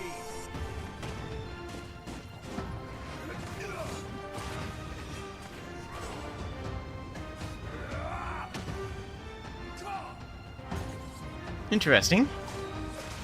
So it's just a one-on-one brawler, then? No, it's a like Rust like top-down survival style game. Ah, okay. It's been out for a while. This is just an update that came out. It's just a crossover thing. It had its like time in the funny enough time in the sun, but like then they had really bad bounce It issues. was a huge hit on streams for like a month, and then people got far enough into the game that the progression was like, no more. And then you're not allowed to do anything anymore. Yeah, you hit a progression It's just wall. like, brick wall, you cannot progress. Now go grind, like, randomly appearing people all over the world until you find one who has the right stats and make sure you don't kill them because you have to capture them and then bring them back to your base and let them stew in a coffin for, like, anywhere from 6 hours to 3 days or whatever it is. So normal But Sprigg you Minecraft gotta stream? do it. You gotta do it at night, or else you die. It's either grind super hard or required co-op. Even co-op it wasn't possible because like there are so many enemies that just like one-shot everybody and drop AoEs over the whole field. You just had to have the NPCs that had mega stats.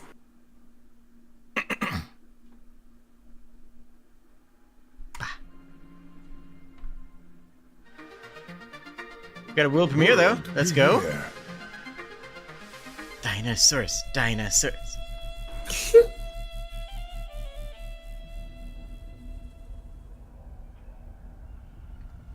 Okay.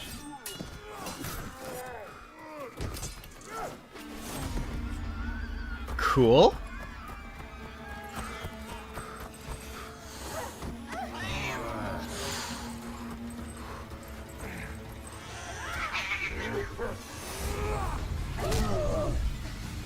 Nice. Hibby.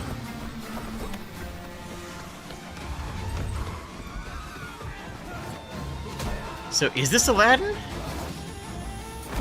Not like Disney's Aladdin, but like Aladdin? Because I'm getting big Shahrazad vibes out of this.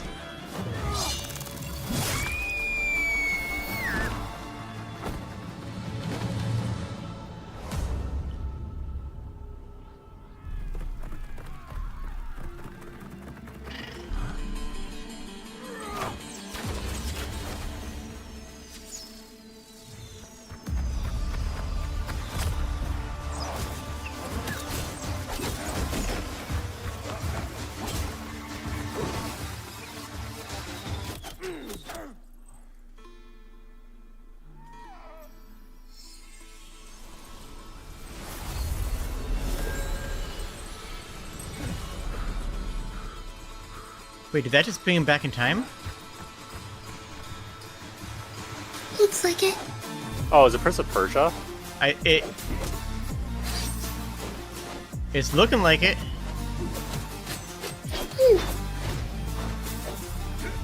I mean, that's another of the Tales of Shahrazad, isn't it? Roughly. Or inspired by, at least.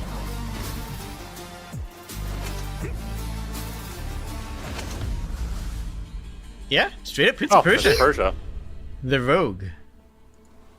Okay. Yeah, because Ubisoft is doing like another one right now too that like does not look like Prince of Persia. I'm digging it. I'm liking the aesthetic. If the gameplay is tight, the biggest problem with Prince of Persia was always the control system, right? Prince of Persia always had rough controls, to put it charitably. But if these controls are as smooth as the animations, then yeah, that looks good. That looks real good. I just like the callback to the original Prince of Persia. Mm-hmm.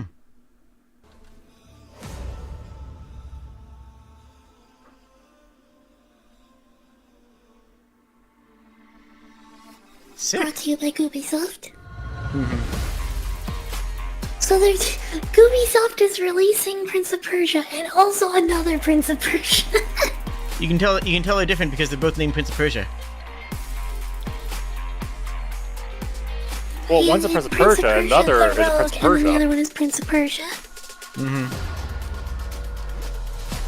And it's really funny that like the other one is the one that they put all the budget into, and it's this one, the Rogue, that actually looks good. Mm-hmm, for sure.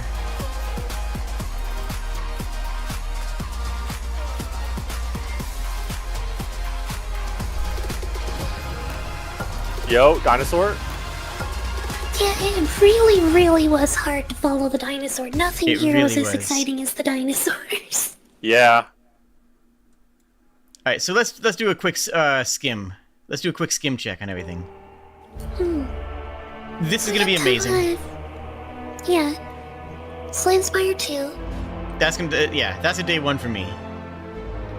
That I'll I'm picking up probably in wait day a one. while, but like, it's exciting. That is extremely exciting. Oh. And a necromancer. So like, that's cool. I like the attitude. Sassy necromancer. Like, let's be honest here. Hand on hip, head back, like nothing but sass. Extreme sass. Extreme sass. I am here for sassy necromancer. That necromancer is gay. I've decided that's canon. Like it matters for a bunch of bones.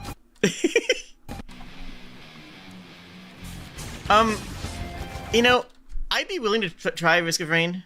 I never played it, honestly, but I like the soundtrack, so that's good enough for me. If you guys want to, It's a fun game. It's it's kind of a like playthrough for an hour kind of thing.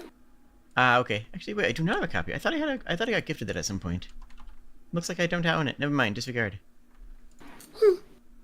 But it's one of those games that I respect despite not really playing. You know, it's like that's cool. All right. It's also got a dinosaur that you can play as. Ooh. Yeah, this one just like visual clutter the game. Yeah. This is just visual mush, right? And that's not even YouTube compression, though a little bit too. This is just I don't know what's happening, and if the gameplay. Most of the trailer is just so zoomed on the character you can't see what's going on. Like honestly, that couple of frames there. Like this right here is like the closest we have to an actual view of what the game looks like. And I think the reason they're going in so close is because this doesn't look terribly impressive, right? Yeah. I don't know. Again, every game that gets launched is a miracle. Like, but still, that one might not be for me. Yeah, the trailer does not do a good job of selling the game. Yeah. I would probably have rather they not send that trailer than send that trailer. Yeah. This one seems interesting, but my biggest concern... Okay, like... Have I told you about the time I played Phasmophobia? Not really, no, I don't think. So, I played Phasmophobia. I got pitched for it. I got told we're trying to look for information about, you know, the ghost, etc., okay? So I walk into the house, you see. And I do what I was told. I try to look for information about the ghost, okay? Mm-hmm. The house has a, like, sort of a 1970s architecture design, but with an addition that has a slightly more modern style. They actually have had a horse pen on the outside of it. Many of the pictures that were on the walls were actually of World War I soldiers. However, the house was clearly not made. It was not, you know, a centennial house. It wasn't a house that was made in that time period. So this was probably the house that was owned by a vet who was in World War I, but lived the house before it got refreshed and rebuilt. Because there's some. If you've played Phasmophobia, you know that this is all meaningless. All of this is nonsense. None of it's useful. Yep. What I was interested in was the world building. The world building is not a function of the game. Yeah. And that's not inherently a bad thing. It's just a very bad thing for me. To what I know about this game, which is very little, it does a lot more to flesh out, like, the characters that are present. It's not like, these are the tags that are how you tell it's the murderer. It's like, you have to figure out their alibis and, like, break into people's houses to snoop around in their computer and... Mm-hmm. I mean, Like, I'm a big fan of find breaking out into what they people's bought houses. and stuff like that. Like, but my fear is that when you hit procedural generation, you can't have as much world building, just by definition, right? Only certain amount of things are procedurally generated, which changes my enjoyment of the game. That's basically what it boils down to. Is that I'm uncertain that I would enjoy this, but again, Phasmophobia is an incredibly popular game that a lot of people adore. I hate it because it's not what I want. It's not what I'm looking for. It's not what I'm trying to, the way that I would enjoy it, it does not exist. Mm-hmm. And so my chat brings up Hades, though. However, that's not a fair comparison because that's procedurally generated levels, but all the lore, all the world building, all of the detail is there, right? That's not procedurally generated, whereas in this, the lore and the world building would be procedurally generated. That's my 2 cents, anyways. So concerns, not from me. I think it's all of the characters and stuff might be world built manually, and then it's just who did the murder and how they did it is the randomly generated. Mayhap. But again, I'm not sure. I don't actually know because I haven't played it. Yeah, I hear procedural generation for world building, and I flinch. Crafted, but keep in mind, I'm mostly an RPG and adventure game player. I like crafted experiences. That's just my style. I tend not to get into, I get, I can appreciate that and I can understand that. For my own perspective, my big thing is value for dollar. That's true. Yeah. It's that is penultimately important to me when I buy a game. Because I don't have a lot of money to buy games, so I can't spend $90 on the new RPG that I played for 2 nights and then I'm done. So if I have to pick, I'm gonna pick the game that even if it's not quite as tailored or extremely fine of an experience, I can play over and over and over and over again. Right. Whereas... And that's part of why I wanted you on here, because we have a different approach to those sort of games. I have 60 hours in Octopath Traveler 2, and I'm more than happy to say that getting it on sale, I paid about $1 per hour, and I'm happy with that. But that's different than buying a game that you can put 6 billion hours into for and I respect that. Another comparison for me is Yakuza Like a Dragon, right? I played, I don't know, 150 hours of it or whatever it is. I probably, if I had bought it, I would have refunded it before 2 hours. Because, the story was fun, the character was fantastic, I loved the story, I loved the character, the gameplay was terrible, and there's no repeat. Once I'm done the game, I'm done the game. Yeah? Yeah, I don't like games without replay value.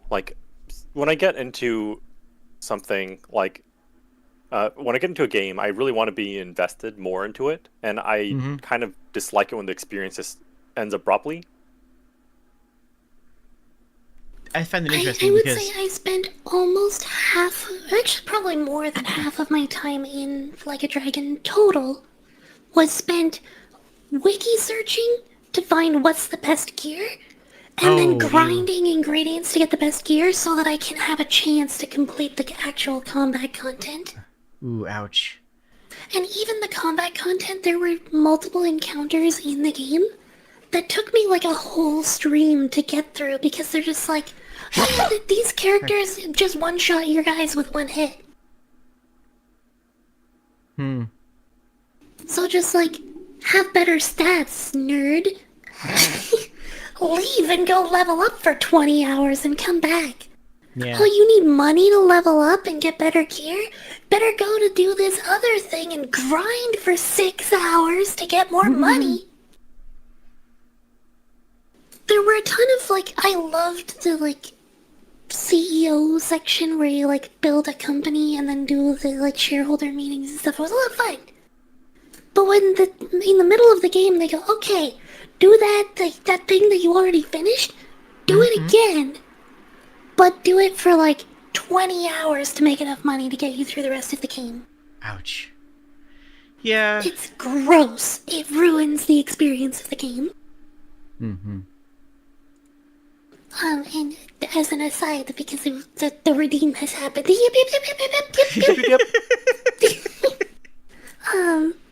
But yeah, for me, games are a storytelling medium. You know, for me, I want a story. Now, that isn't like, and sometimes you can, if I'm playing a game that doesn't have an innate story, like if I'm playing something like Civilization or something, I will come up with stories. I will create stories as I play them. You know, if I'm playing XCOM, then I will be writing little side story, stories in my brain. I will be shipping my characters. Yeah, that's what it is. That's in that same vein where I'm coming back to is like XCOM. Maybe XCOM isn't the best example because the RNG kind of detracts from it for me. But XCOM, I've replayed. I've played it again, even though it's only a single same story, because there's things that are different about it every time that I do it. And I can make choices differently. Yeah. But like a Dragon was the like $100 game that just like, you don't get choices. You just like watch what we show you, and then we're gonna put gameplay segments in the middle because we sold this as a video game. I would have rather it been a show.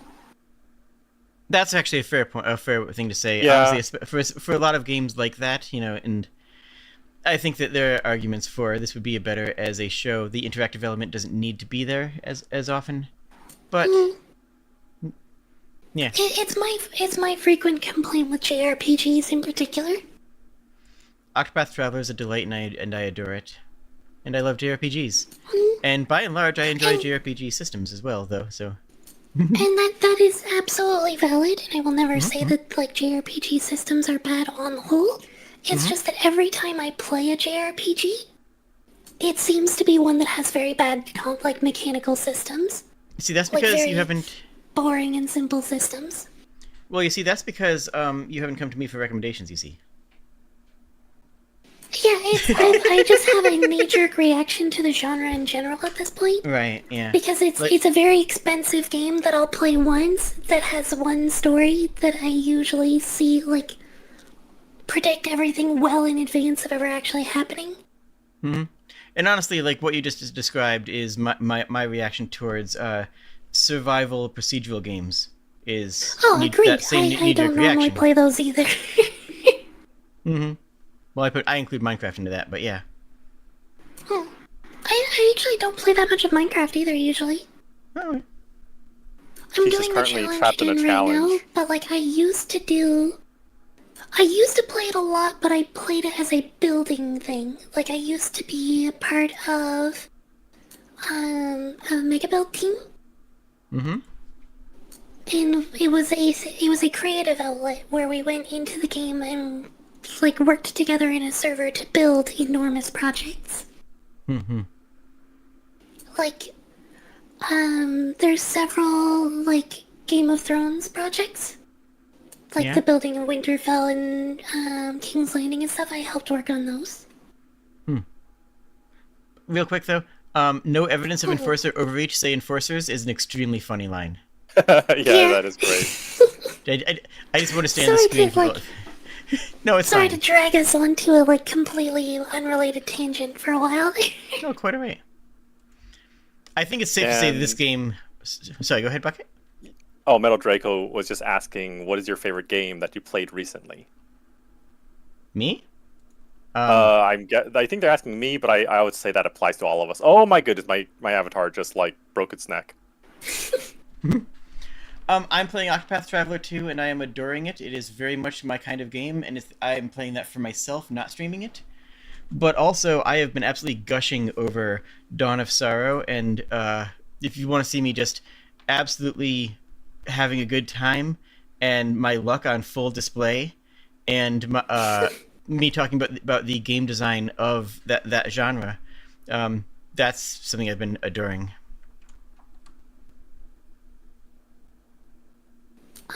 recently for me, probably Helldivers 2. Yeah, I'd say for me it's between Helldivers 2 and, despite it not being my usual kind of game, Horizon Zero Dawn has been a really good game. Hey Bucket, do you ever tell you about the time that I broke the heck out of that game? Horizon Zero Dawn? Yeah. What'd you do? Well, I was in near the opening area, and I found a really difficult jumping puzzle that got me. And when I finally finished it, I was able to get up to the top of a mountain in a snowy area, and there were some fairly difficult enemies in there. But I made it through, and I started doing quests up there. Apparently, that's a late game DLC area. Oh So yeah, you can do that when any time of the game, but it's supposed to be level 30 content. I did that before I went to the main city. I did that before I finished the tutorial. I was actually recommended to do that immediately out of the tutorial. I did it before I did the tutorial. It was questionable. Spoilers for Horizon Zero Dawn, by the way. But it was very funny going back and doing the main quest, because I think it's actually not even supposed to open up until you finish the full main story. Because the main story has people going, well, we just need to hear from the chieftain of the northern tribes, and it's just like, hello, that's me. I'm here. Right? How can I help you? I am actually the chieftain of the northern tribes, according to the northern tribes. What, you don't need a liaison. I'm right here. It's just like the writing completely had not accounted for any of it. It was glorious. Yeah, I don't know. You can apparently go there whenever the heck you want and get like really powerful upgrades that like undermines the entire game. It was fun. But I gotta say, this one stole the show, hands down, right? Yeah. Like I was Animations initially are still very long, but like... Yeah. Establish a thriving village. But my reaction of going from Age of Empires into yo dinosaurs! Yo, the dinosaurs, let's go! To man the ramparts, for our enemies have harnessed. These animations don't make me laugh though. Just so... In this world of steel and scale, I just realized that T-Rex has like spears on its tail. the ones who can raise an army. I am so into this. The level of into this is just off the charts. Look at the little raptors! And the Utah raptor! Will be known as Dino Lords. I'm so into this. Now on Steam. Yeah. By far the most exciting trailer of the bunch, and yeah. Followed by Warface. It was such a weird place to put it. It was, yeah. Honestly, that should have been one of the ones that closed it out. So they had so many other fairly generic medieval games that just paled in comparison to that. Yep. And problem is it almost looks mobile quality. Yeah, but it's very early and it's Ghost Ship Games, and I trust Ghost Ship. It's very early. It's Ghost Ship Publishing, so there's no real. True. Yeah, so I don't know anything about Northplay. The animation's a little bit jank, but honestly, it's the earliest of access, so. No. The concept is so rock solid that Yeah, I the won't be shaken. concept is so solid that it sells everything else. Likewise, this, like, I'm into this. This is my strike zone here, you know? Metroidvania. This, for me, I don't expect this to be yours. It looks beautiful. It looks beautiful. But it looks like it's going to be a similar situation to Hollow Knight. And I know for a lot of people that's great. I have never gotten more than a couple hours into Hollow Knight.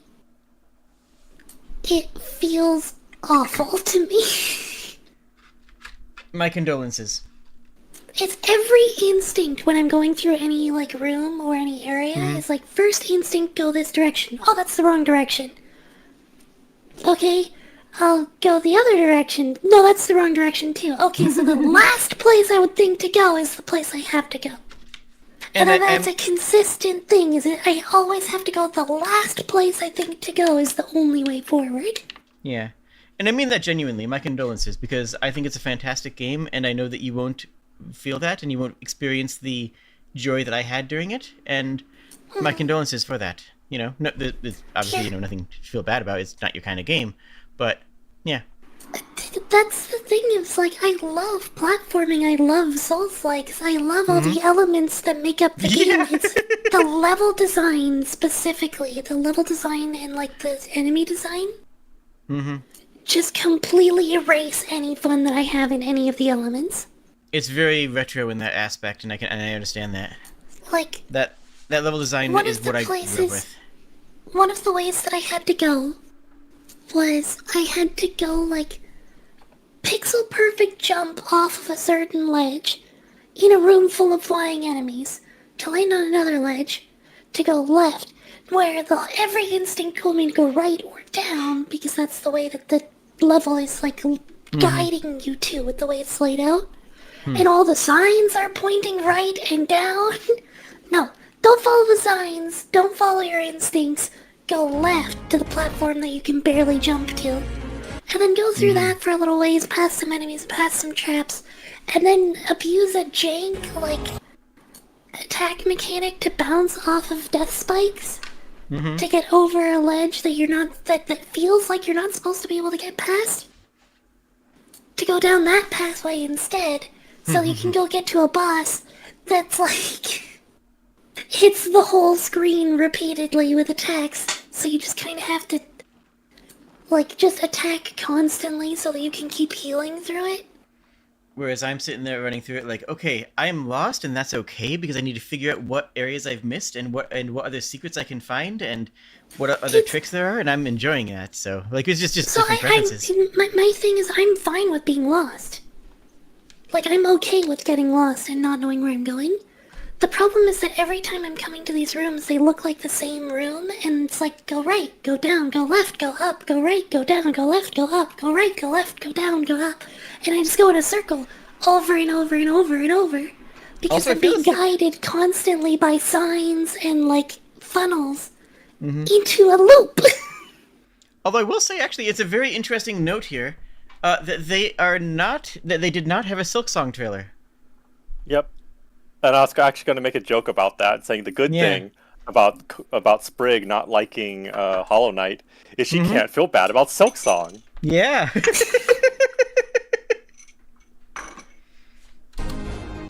But this one I'm excited for. I think this looks cute and fun and cool. It does look gorgeous. And, like, the skills and stuff excite me a little bit because it makes me feel like there might be, like, build variety and the ability to, like, RPG around.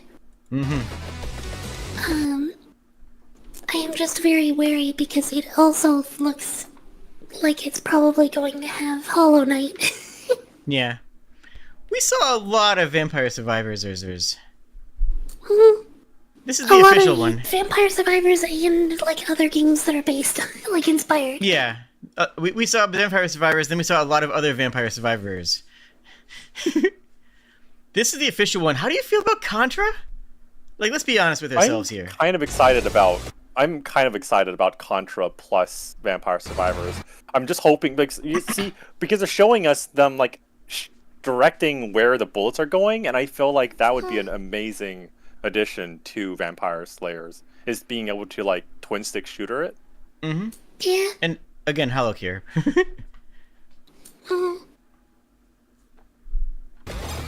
Yeah, because that was one of the main issues I had with Vampire Survivors was, like, I have a weapon that hits in one direction. That direction is just left. Yep.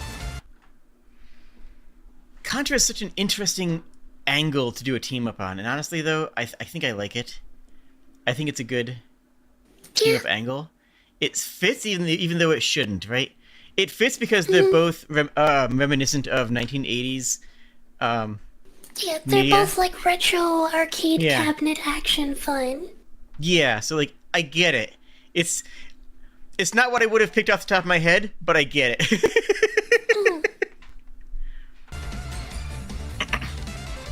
Operation Guns. That's okay. For the idea of small, like. So I'm gonna go back to what I was saying before. Now, when I say no dinosaurs 3 out of 10, what I don't mean that this game needs to actually have dinosaurs. That's not literal. I mean, what makes me want to play this game other than, like, what sells it? What makes it unique and interesting, right? That's actually what I... that actually is verbatim what I actually ask people at shows, is I would say, okay, what makes this unique and interesting? And at a tech conference, you would be disappointed by how many people don't have an answer for that.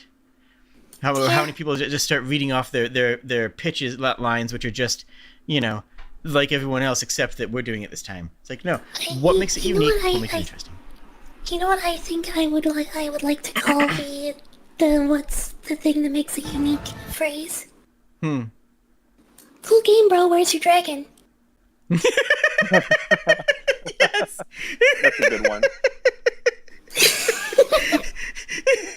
Where's the dragon? What's the thing that's gonna sell me on your game?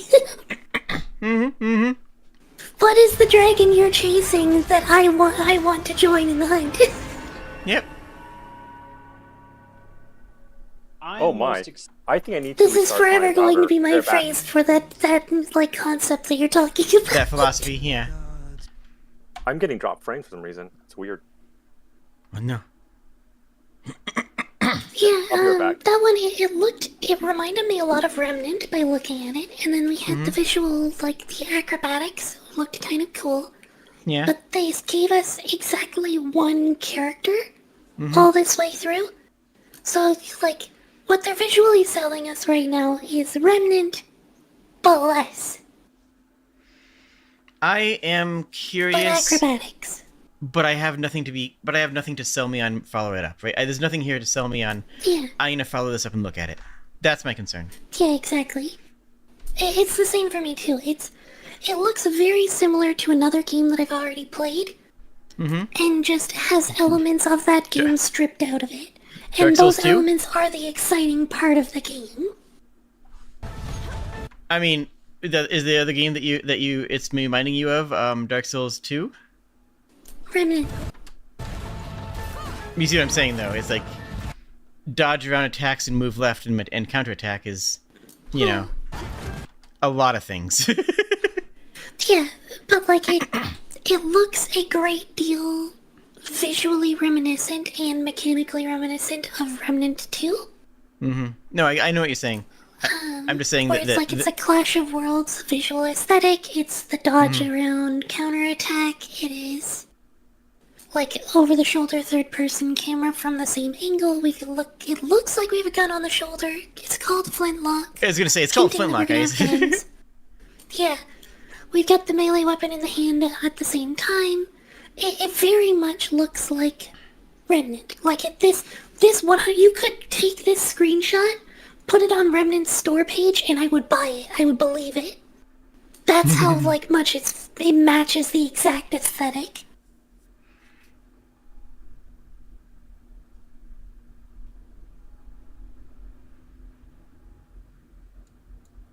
And it has no dragons. No dragons. Nothing sells me on it.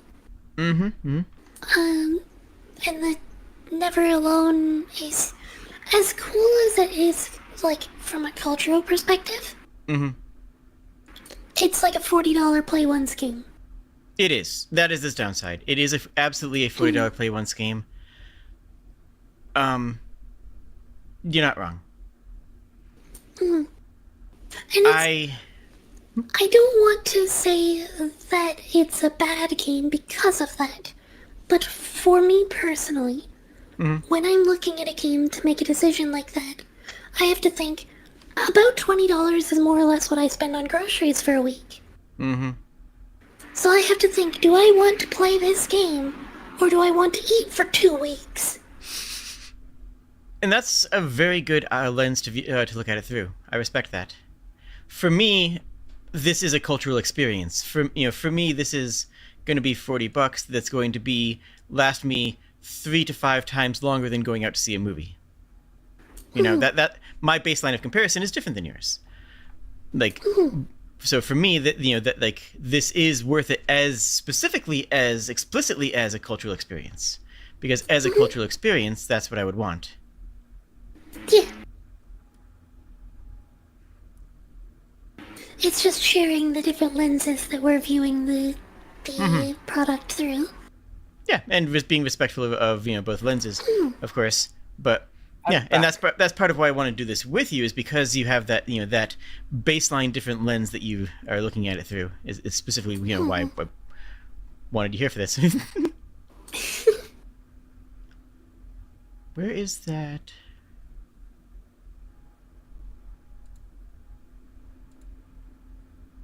I'm just looking for something in my library right now.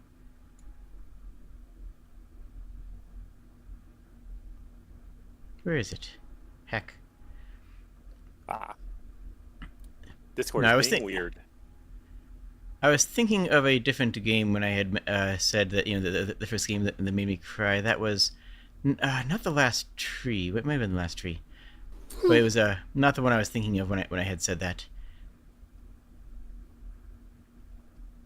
I do not remember where that is. Anyways, no, this is absolutely what you said. This is spending that money on a play-through one-time cultural experience that's going to last for several hours and be an engaging way of seeing how the culture represents itself. And if that's not going to be worth yours, but for me that might be worth it, and that might be something that I would want to show my audience so that they could see that with me, with my thoughts and interpretations alongside it. So we both have different views. And we both have different channels. And you should subscribe to both of them. Centuries of mist and power. So this one, I don't really. Where's your dragon, right? With her, we stood. Yeah, I mean, this one is. When I saw the trailer for this about a year ago, it was exciting at the time. Or not the trailer, the sneak peek that some content creators got of it. Yeah. I was excited for it a year ago. Now we have more games that are already in the genre, and multiple other games have released in the same genre in that time. Yeah. So the idea of this was it's Castle Story, but controllable. You could actually control things instead of being Castle Story. Yeah. I am joking, of course, but you're not entirely wrong, though. Infamously severe problems with the building system for a game that's built around its building system. I'm just not seeing a big draw in here, and that's the unfortunate part. This one, I think, honestly, might be the Vampire Saviors game that actually I care about. And it, You really think? And again, where's your dragon? Well, your dragon is right here. Your dragon is the progression, the art style, and having the lore. Character variety as well. It is Vampire Survive Hades, Yeah, Diablo. And that's great. That's a dragon. I'm into it. Vampire Survive Hades, Diablo. Yeah, that's all you need. That's sold. Let's go. You can kill Death Bow? We don't have a strength for him. Does not look like it's co-op though, admittedly.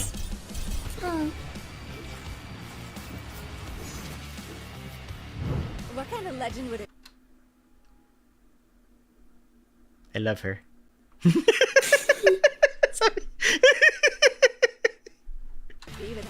Yeah, they have some cool ideas for this one. They've got some nice art. They've got some, the neat ideas of, character customization and build stuff. One thought / concern. Oh, sorry, go ahead. There's enough stuff to it that it stands out as a game that's not just, another one in the same genre. Yeah. So I will say it is doing one thing that I always have some concern over. There's... Legong is a Chinese folk deity. And I have concern whenever games start using actual mythos, and this is a character who is in actual mythos of Taoism. And like that, like I always get a little bit like, is this going to be respectful? I don't know. I am not a practitioner of that faith. I don't know if this is considered respectful or not. So like, I always get a little bit concerned there. Like it's just like a little tiny bit of concern. I you know mean, what I'm saying? I feel like the concern might be like, it's not misplaced, because like the thing is like they've like updated their design to a more modern thing, but it also seems like because there's a mixed pantheon of gods from different mythoses, we can't really tell enough. Like we have Summer, goddess of fire, which is just sort of like goddess of basic fire, animism. But it looks like she's meant to be. It almost looks like she's meant to be a kitsune. Like she's got the multiple fox tails and everything. But then her clothes are like... It feels very Chinese coded for her clothes. So there's mixed signals here and there. Yeah, there's mixed signals. And whether they're using something real or not. I had the same concern when... I don't know if it was added or if I just went away and I noticed it. When they added, I think it was Ganesha into Smite. And it's just like, Smite, you've got ancient deities. You have, Hera and Janus and Jormungandr. You have a whole bunch of, legendary creatures from, dead faiths. Now you're talking about adding in something like 15% of the world actively believes in, right? This is, Hindu. Well, they've had the Hindu pantheon for a long time. Yeah, and it's one of those things where it's just like, I don't know enough to be comfortable with it until I start talking to people from that culture, right? They had a big controversy around Kali, I believe. Because they based the character's design around, like, actual artwork of Kali, which was not very clothed. That sense. I was okay. So, there were people that were upset that it was disrespectful of the faith. Even though it was, like, based from actual artworks. It's a difficult position to be in. It is an unenviable position to be in. Yeah. I think using religion or religious characters and figures in any way, if it's still an actively worshipped religion, is always risky. Like, absolutely. Can you even begin to imagine the Twitter thread if you added Moses into Smite? Because that again, we are not. This is not as different as But immediately we're gonna get comments going, well, that's different. Like, no, it's not. First of all, no, it's not. We are talking about people who an actively worshipped religion being used for a video game. That is not different. And it would absolutely. I do think it would be. I'm going to on the side of that's different if they added Judeo-Christian God. Because, Sup, Jesus? That's a bag of worms for power creep. They did add Cthulhu, but, that is such a power creep nightmare. Yeah. That's like when they had that DC MOBA and they added Superman, who's gonna stand up to Superman? Everybody welcome the new healing class, Jesus. Boy. Oh boy! Hop on Twitter. Let's go for a ride. But, anyways, I just wanted to point that out because Sorry, they're talking about Twitter. There's been a huge thing in the 40k fandom recently. It's been Oh, that's been a thing. I won't get into It's it on still your a stream. thing. I've talked I about it don't- online a few times, but like We've talked about it in the Discord, but I think that we can it's. But no, I saw Legrand, the god of lightning. I'm butchering that pronunciation, and just was like, okay, step back. Let's talk about this. That was all I wanted to say. Is just that concept can be done well, and again, if you are actually adding actual, like in something that is a cultural experience, like like this, that's different, right? If you are playing a cultural experience that's designed to show and highlight a culture's beliefs and their connection to the world through gameplay, beautiful. Please, I want this. But if you're going to be doing that in a Vampire Survivors game, little bit different vibe, might want to rein it in a notch. You see what I'm saying? I mean, it's valid. This is not Cirque du Soleil.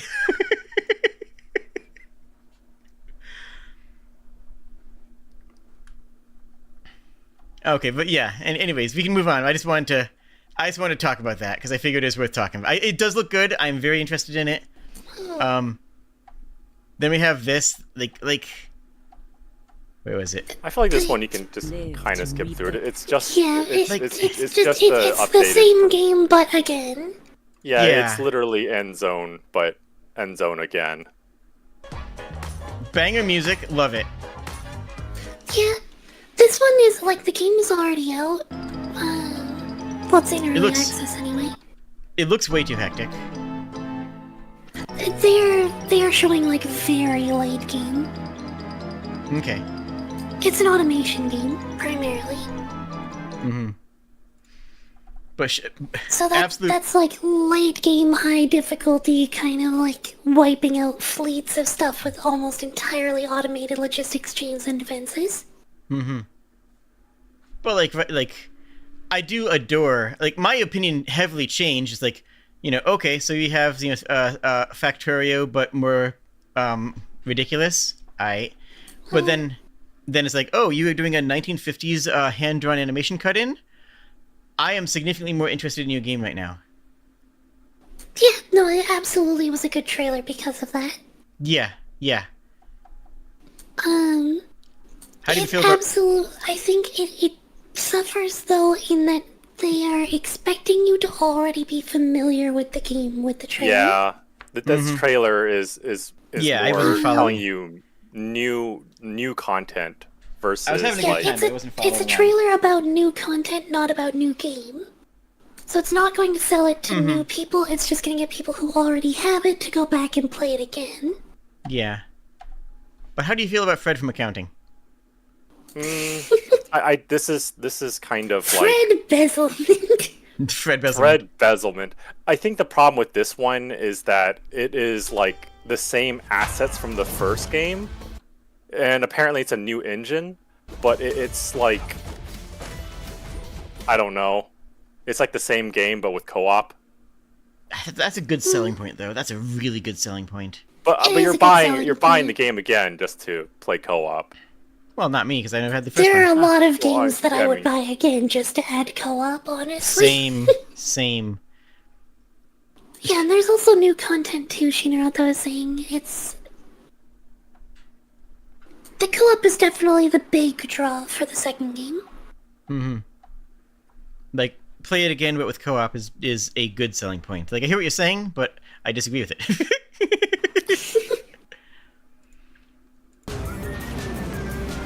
So, What the Gulf is one of the first games I actually streamed, actually. I think the VOD might actually still be... Do not look up the VOD. I had a worse mic and I was not good at commentating. Don't do that to yourself. But the game is good and it's absurd. And the thing with What the Gulf is that the rules of what you're expected to do and how golf works changes constantly. Like, you'll go from hitting the ball to the next round you'll be hitting a putter, trying to get the putter into the hole. Then the next round, like, you're playing soccer but using golf controls. And it's like, it takes the idea of golf and does it 60 billion different ways many of which are only tangentially, but still feel like they're locked into the idea of this is a golf game if you kind of squint.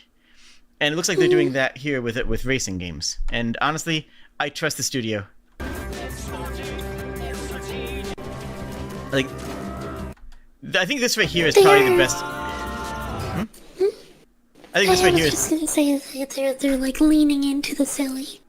Oh yeah, this right here is probably the best example of like, imagine a racing game, except that you're a car who is a shark who has to jump between water things because it's a racing game and you have to keep on the trail. But you're also a shark, which means that you swim. But you're also on these platforms because it's a racing game, and there's these sections where you have to drive. But you're also like, that level of mental disconnect from racing that still is a racing game, but not really anymore, is something the studio has done extremely well in the past. Like, this right here embodies the game to me, and I haven't even played it.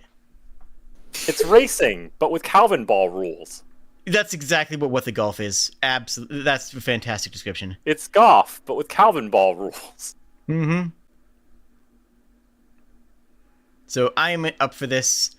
Honestly, I wouldn't mind just playing with the golf with you guys. It would have to be a couch co-op though, but yeah, it's a single player. Oh, but... is it single player? Okay. Yeah. You'll understand why immediately, because you could not do that. We kind of yelled at Darkest Dungeon for a long time when this came up. I don't know if we were fair to what they're making. Honestly. But it's a new mode for Darkest Dungeon 2. I didn't play Darkest Dungeon 2. Stylistically, they made a lot of changes from Darkest Dungeon 1, which I felt was a step backwards. Like it was a detraction rather than an improvement. Mm-hmm. Yeah, like which the is graphics really sad to say because they did a lot more work on the design, obviously, because it's a lot more effort to make the higher detail. Absolutely. But that detail makes it less style. It makes it more graphic, less style. Mm-hmm. And style perseveres, but graphics fade. Like graphics start to fall behind over time. Yeah, that's kind of how I feel about Risk of Rain and Risk of Rain Returns. Like Risk of Rain Returns has like higher fidelity graphics and everything, but I just feel like they're losing from like the original, like very representational pixel art. I mean, Final Fantasy VI looks better than Final Fantasy VII. Yeah. I will die on this hill. Especially if you're looking at the original releases. Final Fantasy VI is timeless. Final Fantasy VII is clunky and chunky. It's like, there's a reason they had to re-release one. Yep. There's a reason that Octopath Traveler looks so good. It keeps the pixel art aesthetic, but takes it into a modern era. And it's so good at that. This Jet Set Radio vibe with 3D graffiti, the bisexual haircut with the headphones. The only thing that weirds me out about this game is the fact that the studio's name is Wabi Sabi, but they're not Japanese. Yeah. That's I fair. worry a little bit about cultural appropriation in this case, because like looks like it's very Japanese oriented, but from their introduction, I do not believe they are actually a Japanese studio. No, they're actually South American. They're actually one of the very few South American game studios. There's not a lot of game studios that come out of South America, which is unfortunate because there's a vibrant culture there. Yeah. Probably stick with Bone Rush Cyberpunk. I don't know, it's a cinematic trailer, so it's hard to have anything to base any expectation on. Mm-hmm. It did not grab me whatsoever. I'm interested because I can't really say why. I guess just because I have no idea what it's supposed to be, so it kind of doesn't tell me anything about it and doesn't hype me up at all.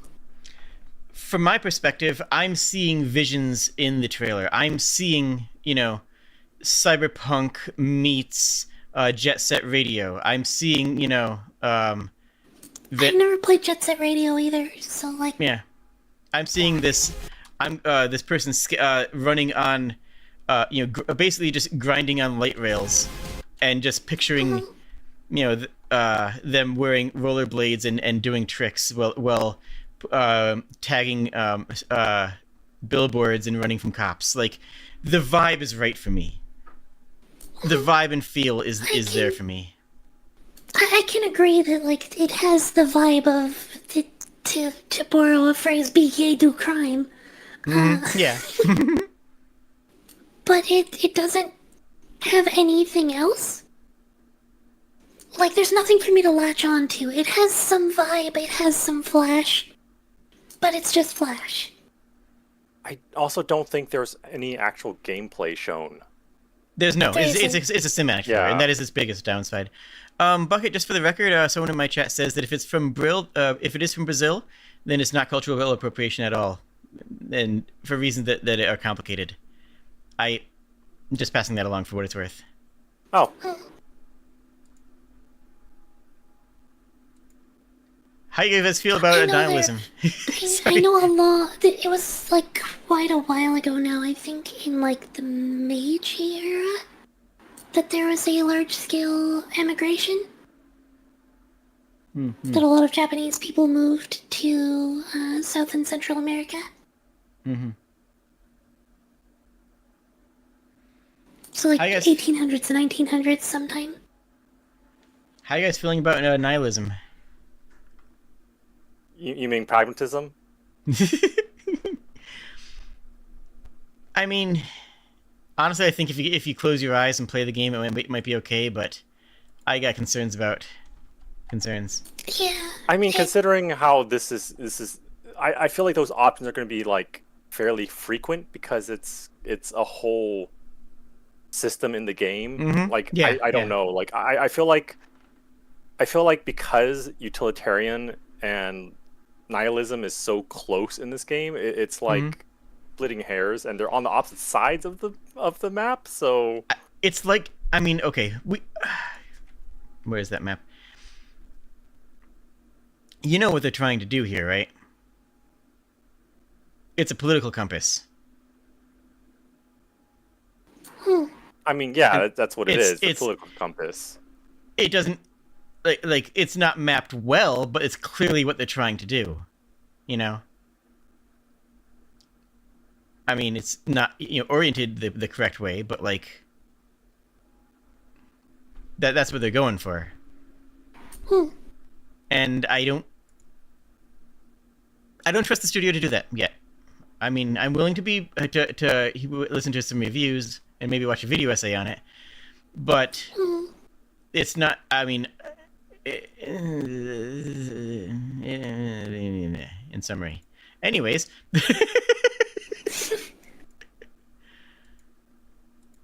Raven's Watch is already out, so it's just like an update trailer. Mm-hmm. This thing, which looks so stinking awesome. It's so cute, oh my god! It does look cute. I still don't see it being a game that I'm gonna get into, but very cute. Mm-hmm. It's also very like Flash game-esque. Yeah, which doesn't have to be a bad thing. Yeah, it's an aesthetic, eh? It's an aesthetic. The new Hyperlight game that I was unimpressed until I heard it was Hyperlight, and then it was like, okay, I'll let them cook. Maybe they've got something interesting going on. But I don't know. I was excited to hear about a new Hyperlight, but now that I know that it's like a 3D game, I'm less excited about it. Mm-hmm. The last spell I've been like excited for quite a bit. Mm-hmm. But it's also like it's a game that you have to buy. It is that. Which is never a bad thing. It's just like I have to pick and choose when I get the opportunity to buy games, and it has not been at a good enough a good enough price for what I've had available. Mm-hmm. So like it keeps coming on and going off my wish list. Gotcha. Because I take stuff off of my wish list if I get, like, emails constantly about, it's on discount. It's like, oh yeah, it's discounted exactly enough to get me to look at it. Mm-hmm. Not quite enough to be the price that I'm comfortable paying for it right now. Yeah. I Honestly, this game... listed a game that had... Oh, go ahead. No, go ahead. I was saying I wish listed a game. I don't remember what the name was, but like I believe it was priced a little higher just so they can constantly discount it because it kept going on 20% discount like almost every month. Mm-hmm.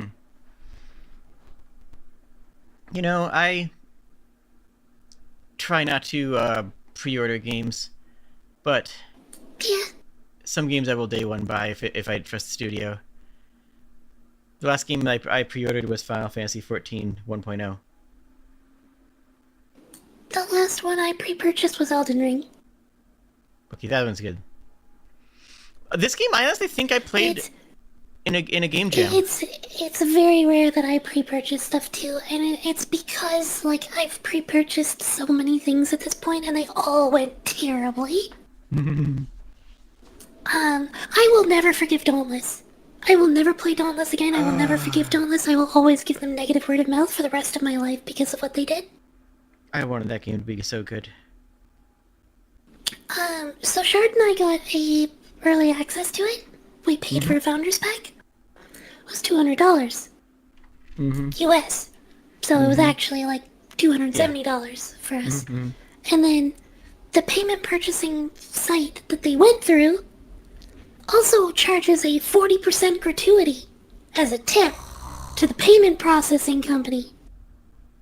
So $200 became $270, and then $270 actually became like $350 or $360, whatever it was. And then we got the game in the alpha, like the early alpha, and then it's like, okay, Alpha Friday, Beta Saturday, Head Start Sunday, Release Monday. That's not a lot of value. And then you know what we got for the Founders Pack? A hat. 20 consumables. That you can buy in-game with in-game currency. Ugh. For almost $400, we got early access of 3 days and a bag of consumables that you can unlock in an hour. For $400, you should be in the game. Yeah, agreed. Yeah. I was furious. I can't believe $40 gratuity for like a payment thing. Like I've never heard of that. Not $40, 40%. 40%, Yeah. rather. So this game here, I honestly think that I played at a game jam, and I think they actually fleshed it out into a full game. Like there's a lot of things here that look similar, and cool. It seems like it's just a simple, laid-back 4X with no combat. More so, you know. Well, City Builder. Yeah, City Builder. My brain still says 4X because I've been poisoned. This game looks interesting because of the multiplayer element, but...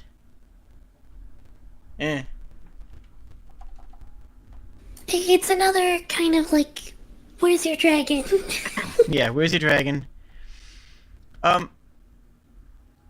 If this is a beloved school management sim, then cool. I'm glad for everybody who loves it, but... Beloved, but like, I've never heard of it either.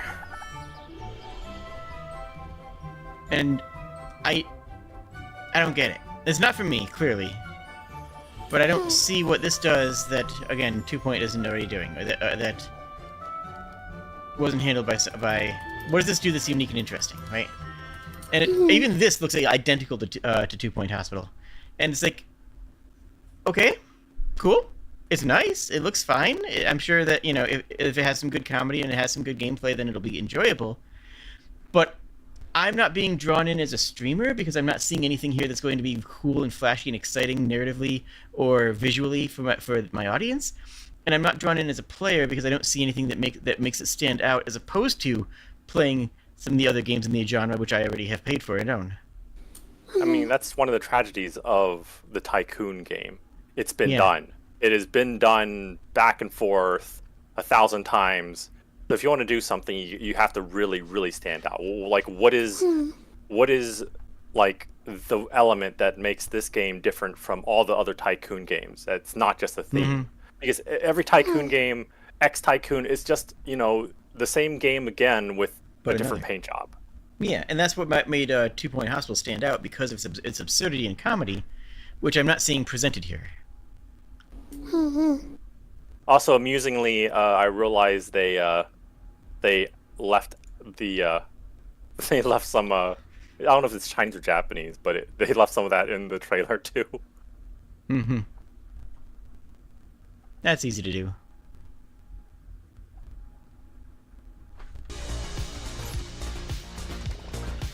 Oh. Brotato. Its big thing is basically just like, it's Vampire Survivors, except you can really, really break it. I do like breaking games, but... Yeah. Again, multiplayer is a big deal here, right? This being multiplayer... But it is only local, though. It's only local, yeah, which is a downside. I mean, that might not matter because of Steam, but... I mean, Steam's remote play is not great. Oh, is it? Okay. Yeah, it's real bad. We're talking like 2-second input delays.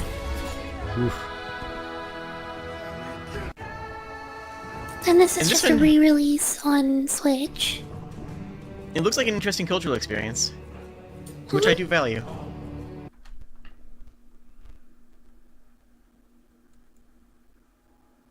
And there's this weird thing. This caught my attention because this is a lot of weird packed into a sandbox game. Ultimate freedom of choice that made the original game a cult hit. All country, either solo or with friends via online mercenary. And the whole the premise is just take over the country, but also just kind of do whatever you want. Here's a bunch of mechanics to do everything. Here's a world. Go have fun in it. Yeah, exactly. It's valid. The only reason I don't think this would be a very good community night game is because if it works like Streets of Rogue, once you're dead, you're dead. Oh. And the world just basically resets once everyone's dead. Ah, that would make things a bit rougher. But can we talk about the non-trailer that we saw here? Yeah. I feel like this. I think what I feel like is going on with this one is like III reached out to the developers of Power World and were like, "Hey, you're the new hotness indie game right now. You are like the biggest selling indie game. Can we get a trailer of something?" And they were like, "How long do we have? Yes. 40 minutes." It's like, when do you need yeah, here I got an hour. When do you need the trailer by? End of day. Oh. Oh no. Also, I kind of skipped over this one, but I'm gonna do it again. Anyways. Yeah, it's Civilization 5. Yeah, it's just Civ, but different. It's just, yeah. Civilization 5 from someone else who wants your money. In darkness, 3 gather courage. I don't really understand this game. I think this one is bold to go for 33-player co-op. I don't see much else there, though. I have a few issues with like the enemies in this game as well, because they only have 2 facings, and their animation budget obviously isn't that narrow. It's hard to tell where an enemy is facing, where an enemy is aiming, etc. Because this is. What do you mean? It's. Well, I mean, unless they happen to have those auras, but they also have melee attacks. I've seen from the trailer. What do you mean you can't tell where the attack is? It's right there. Well, I mean, apparently attack is everywhere in this case. But this is that like big gold ring around you. I don't like that. That unironically really hurts my eyes. But like, just looking at these enemies, they have like 2 facings. That's it, and it's hard to tell where they're actually moving and what they're doing. And they have the animation budget for this, and you can tell because when they go to the boss has like excessive frames.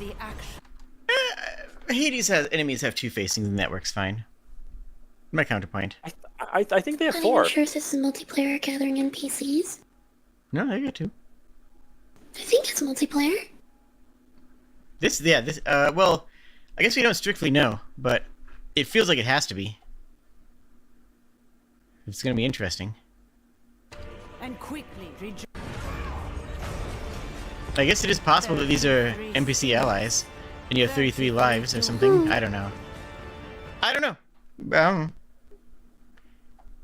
Unimpressed, but not opposed. How's that for an answer? I think the trailer drives 33 a little bit too hard.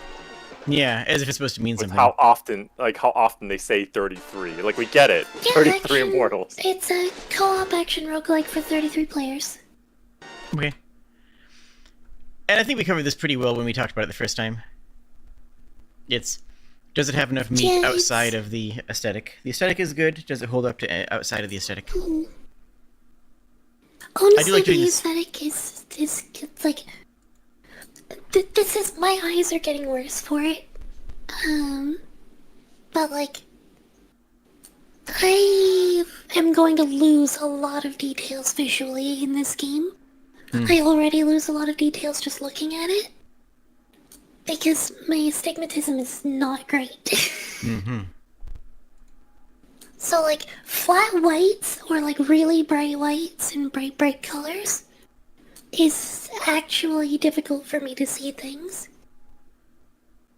But like, imagine if your bedroom is up here and they're serving breakfast down here. Like, you gotta trek. And then where's the water closet? Like, hold on 1 second. I have to go to the water closet. I'll need a Sherpa. Do vampires even use the bathroom? Maybe vampires don't use the bathroom. Maybe they don't have one. No, I get it. They just turn to bat and go outside. There you go. Oh, there you go. And then you have guano. That makes sense. Beautiful reading Do it in the nook, though. potted plants. Beautiful reading nook. 10 out of 10 for that, though. But as far as the actual game, this is just an expansion for something else, he said. Yeah, it's an expansion for a long-standing game that wasn't great. Fair enough. So like, the whole thing about this is that they released a new raid boss for a game where actually fighting bosses is not viable past the 2nd hour in. Oh.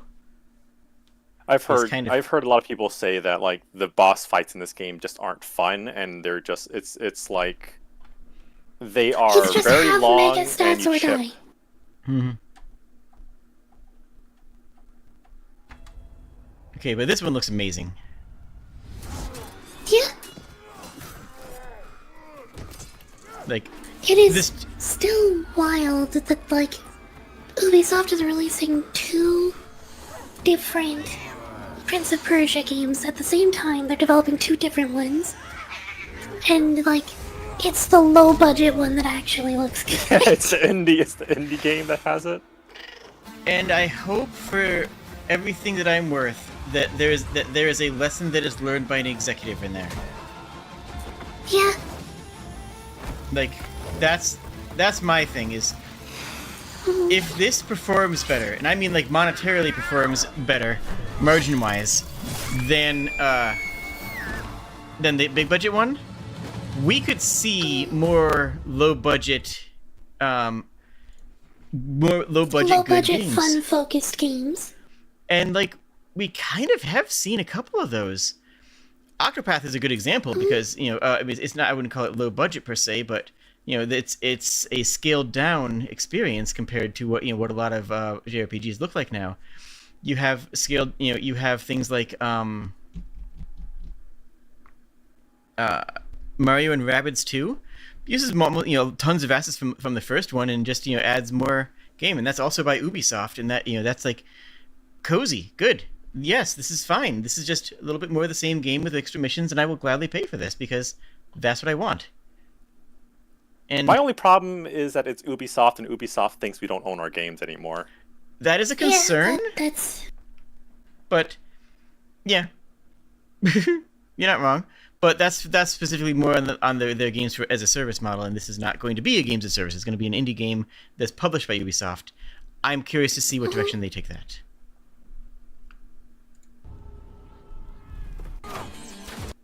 Here's the gameplay. There's the Sands of Time. No, not like that.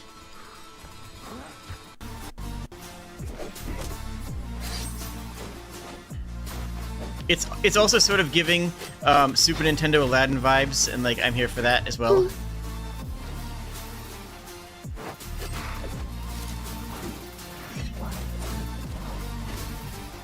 Kind of what I really hope is that this gets, like, the time rewind mechanic is kind of comparable to, like,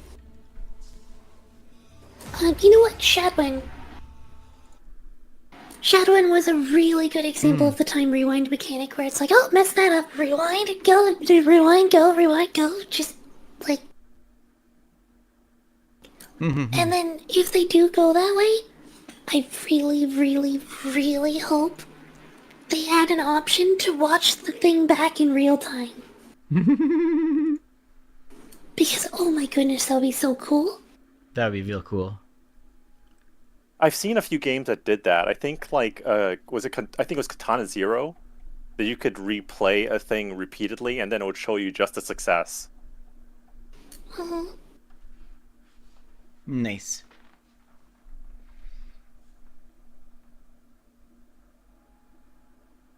So yeah, I like doing Would you mind? Would you mind if we go and like open up the other Prince of Persia really quick? Toss me a link. 1 sec, let me find it.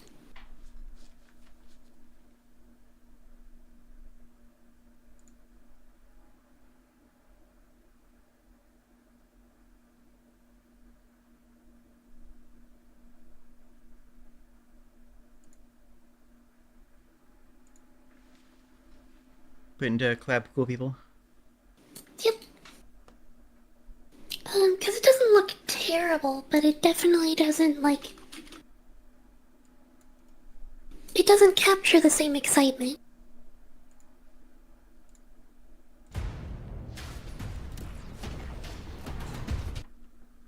Oh, it's the same kind of gameplay, too. Yeah, it's the same game. It's functionally the exact same game, but one of them actually looks exciting. Because this one, he can just run on the background regardless of what background it is. Yeah, I saw him it looked like he was running like on a non-existent background. Like there was no wall there. With us, the Immortals, to rescue him and save the Empire. But we weren't prepared for what was I want next. shorter games that cost more money, made by developers that get paid more. Then again, they weren't prepared for me.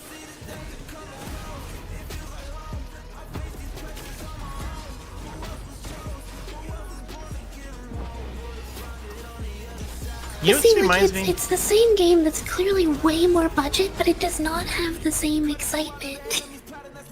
Yeah, another thing is like in the other trailer, we were shown things. We weren't told things. Like it was all visual storytelling. This we had to be told things.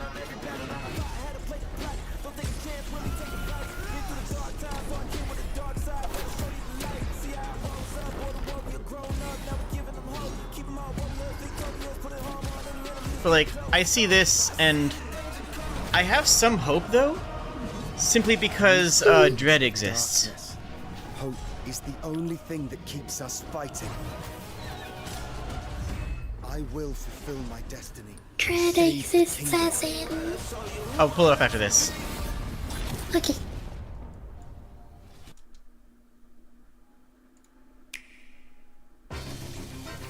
Like, Metroid Dread has a similar... Metroid Dread. Yeah, it has a similar. This is 3D and high, and high resolution with fancy cutscenes like that. Except that it plays phenomenally well and it is a delight. Except that it's outstanding. Do I trust Ubisoft the way I trust Nintendo? No. Let's just stop that right where it is. No, I know I do not.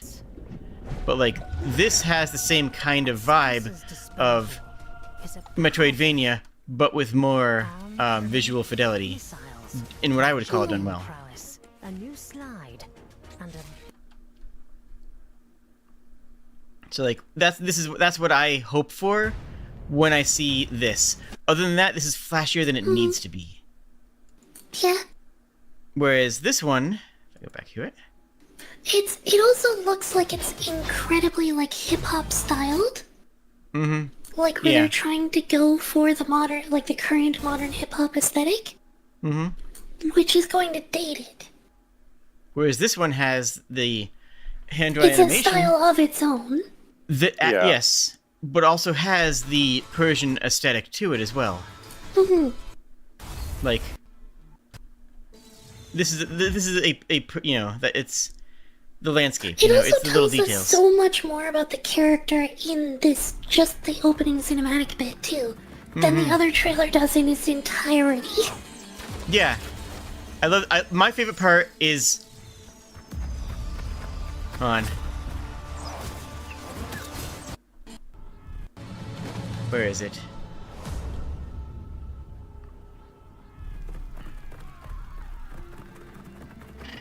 There's one moment with a change in his look.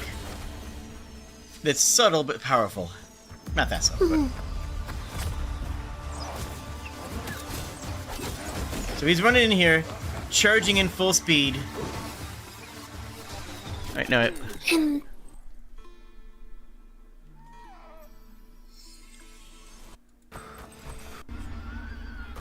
No, I'm sorry. It's this one here.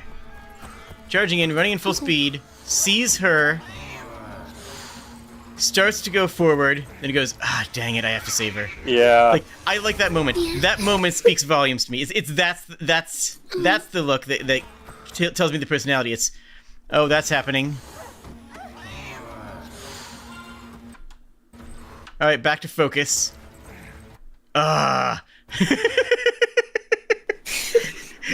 I don't know, there's just so much personality in that. I love it. There's more personality in that one look than there is in the entire other trailer. I think, like, the very end of the cinematic part, to me, where, like, he protects her from the arrows, speaks an immense deal to the character of him here. Absolutely. Because, like, even though he knows he's just gonna have to do it all over again, he still smiles and reassures her. Yeah. And it's okay that it's just copying the pose and aesthetic of Red 13. Yeah. Well, anyways, I don't know what that is. Spoilers for Final Fantasy VII. One of the characters' backstories is literally this, with almost this identical pose, like almost like, you know, perfectly pose. It's fine. It's a beautiful moment. If you're going to, you know, use something as inspiration, use something, you know, like that for inspiration. Yeah, but that, like, this frame by itself speaks volumes of a character and of the personality of the character to me. Mm-hmm. Yeah, I mean, there's a lot of implications here. Because, like, he could have just not saved her, but then now he's stuck in a universe where he could have saved a little girl. Yeah, he could have saved her and didn't. And then there's a question of, you know, what does this exactly mean? Which we've played Prince of Persia. We know the sands of time. We know that.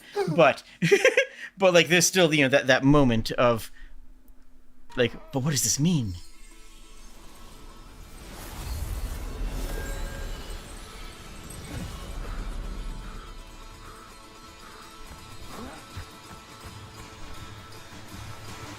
Beautiful transition in the gameplay. I hope that's how the cutscenes are in game too. I love that. Yeah. And it's flashy. It's flashy while still being washed out palette. It's not something that a lot of games can pull off, let's be honest. It's hard to be flashy and desaturated. What it's making me, like, think of and excited for is there's another game that I played called My Friend Pedro. Which, mechanically at least, is a marvel. Like, it is absolutely bonkers and a lot of fun. The story, and I would say, like, even chunks of its design are not great. But it's a lot of fun. And it's something that, like, a lot of games miss somehow. That, like, they forget about the fun. Yeah, find the fun. That's that old saying, you know it. Like, one of the things that's just absolutely silly in my friend Pedro is, like, you can just kick a frying pan around and then shoot the frying pan to ricochet bullets off of it. Okay, that's kind of cool. That's Or, neat. like, there's an entire segment where you're going through, it's like right after you get a shotgun and you're, like, skateboarding through a high-rise under construction shotgunning bad guys. It's an extremely style and fun oriented game. Mm-hmm. It's got some stuff that's not great, but it's very fun, and I should go back and play it again sometime because it's just a great time.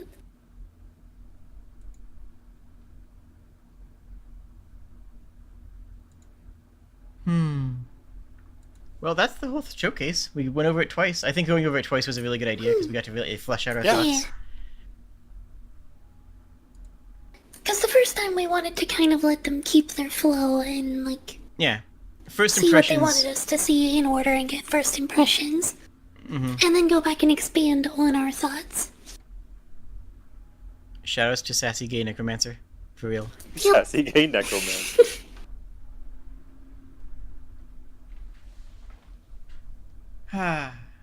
Well, thank you guys for joining me for this.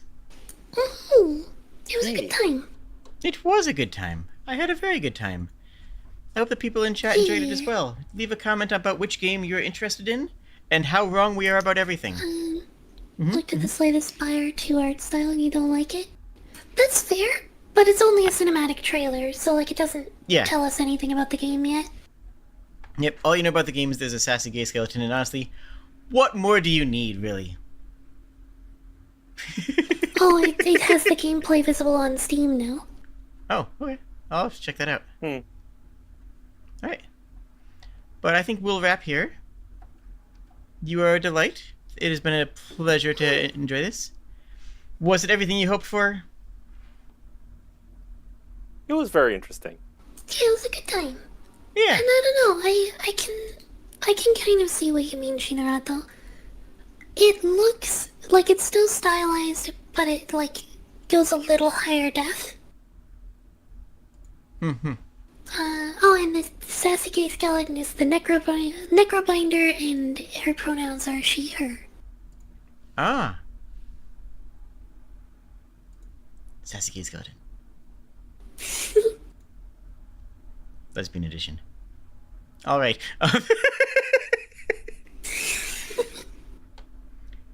I'm gonna close here. This has been fun. Thank you for joining us. Be sure to click buttons. Be sure to follow links to see Sprigg and Bucket, who are very cool people who do If they cool didn't things. want you to click the button, they wouldn't have made it red. True. Yeah. True. That's just facts. Okay. Good night, friends. Bye-bye, YouTube! Bye, YouTube.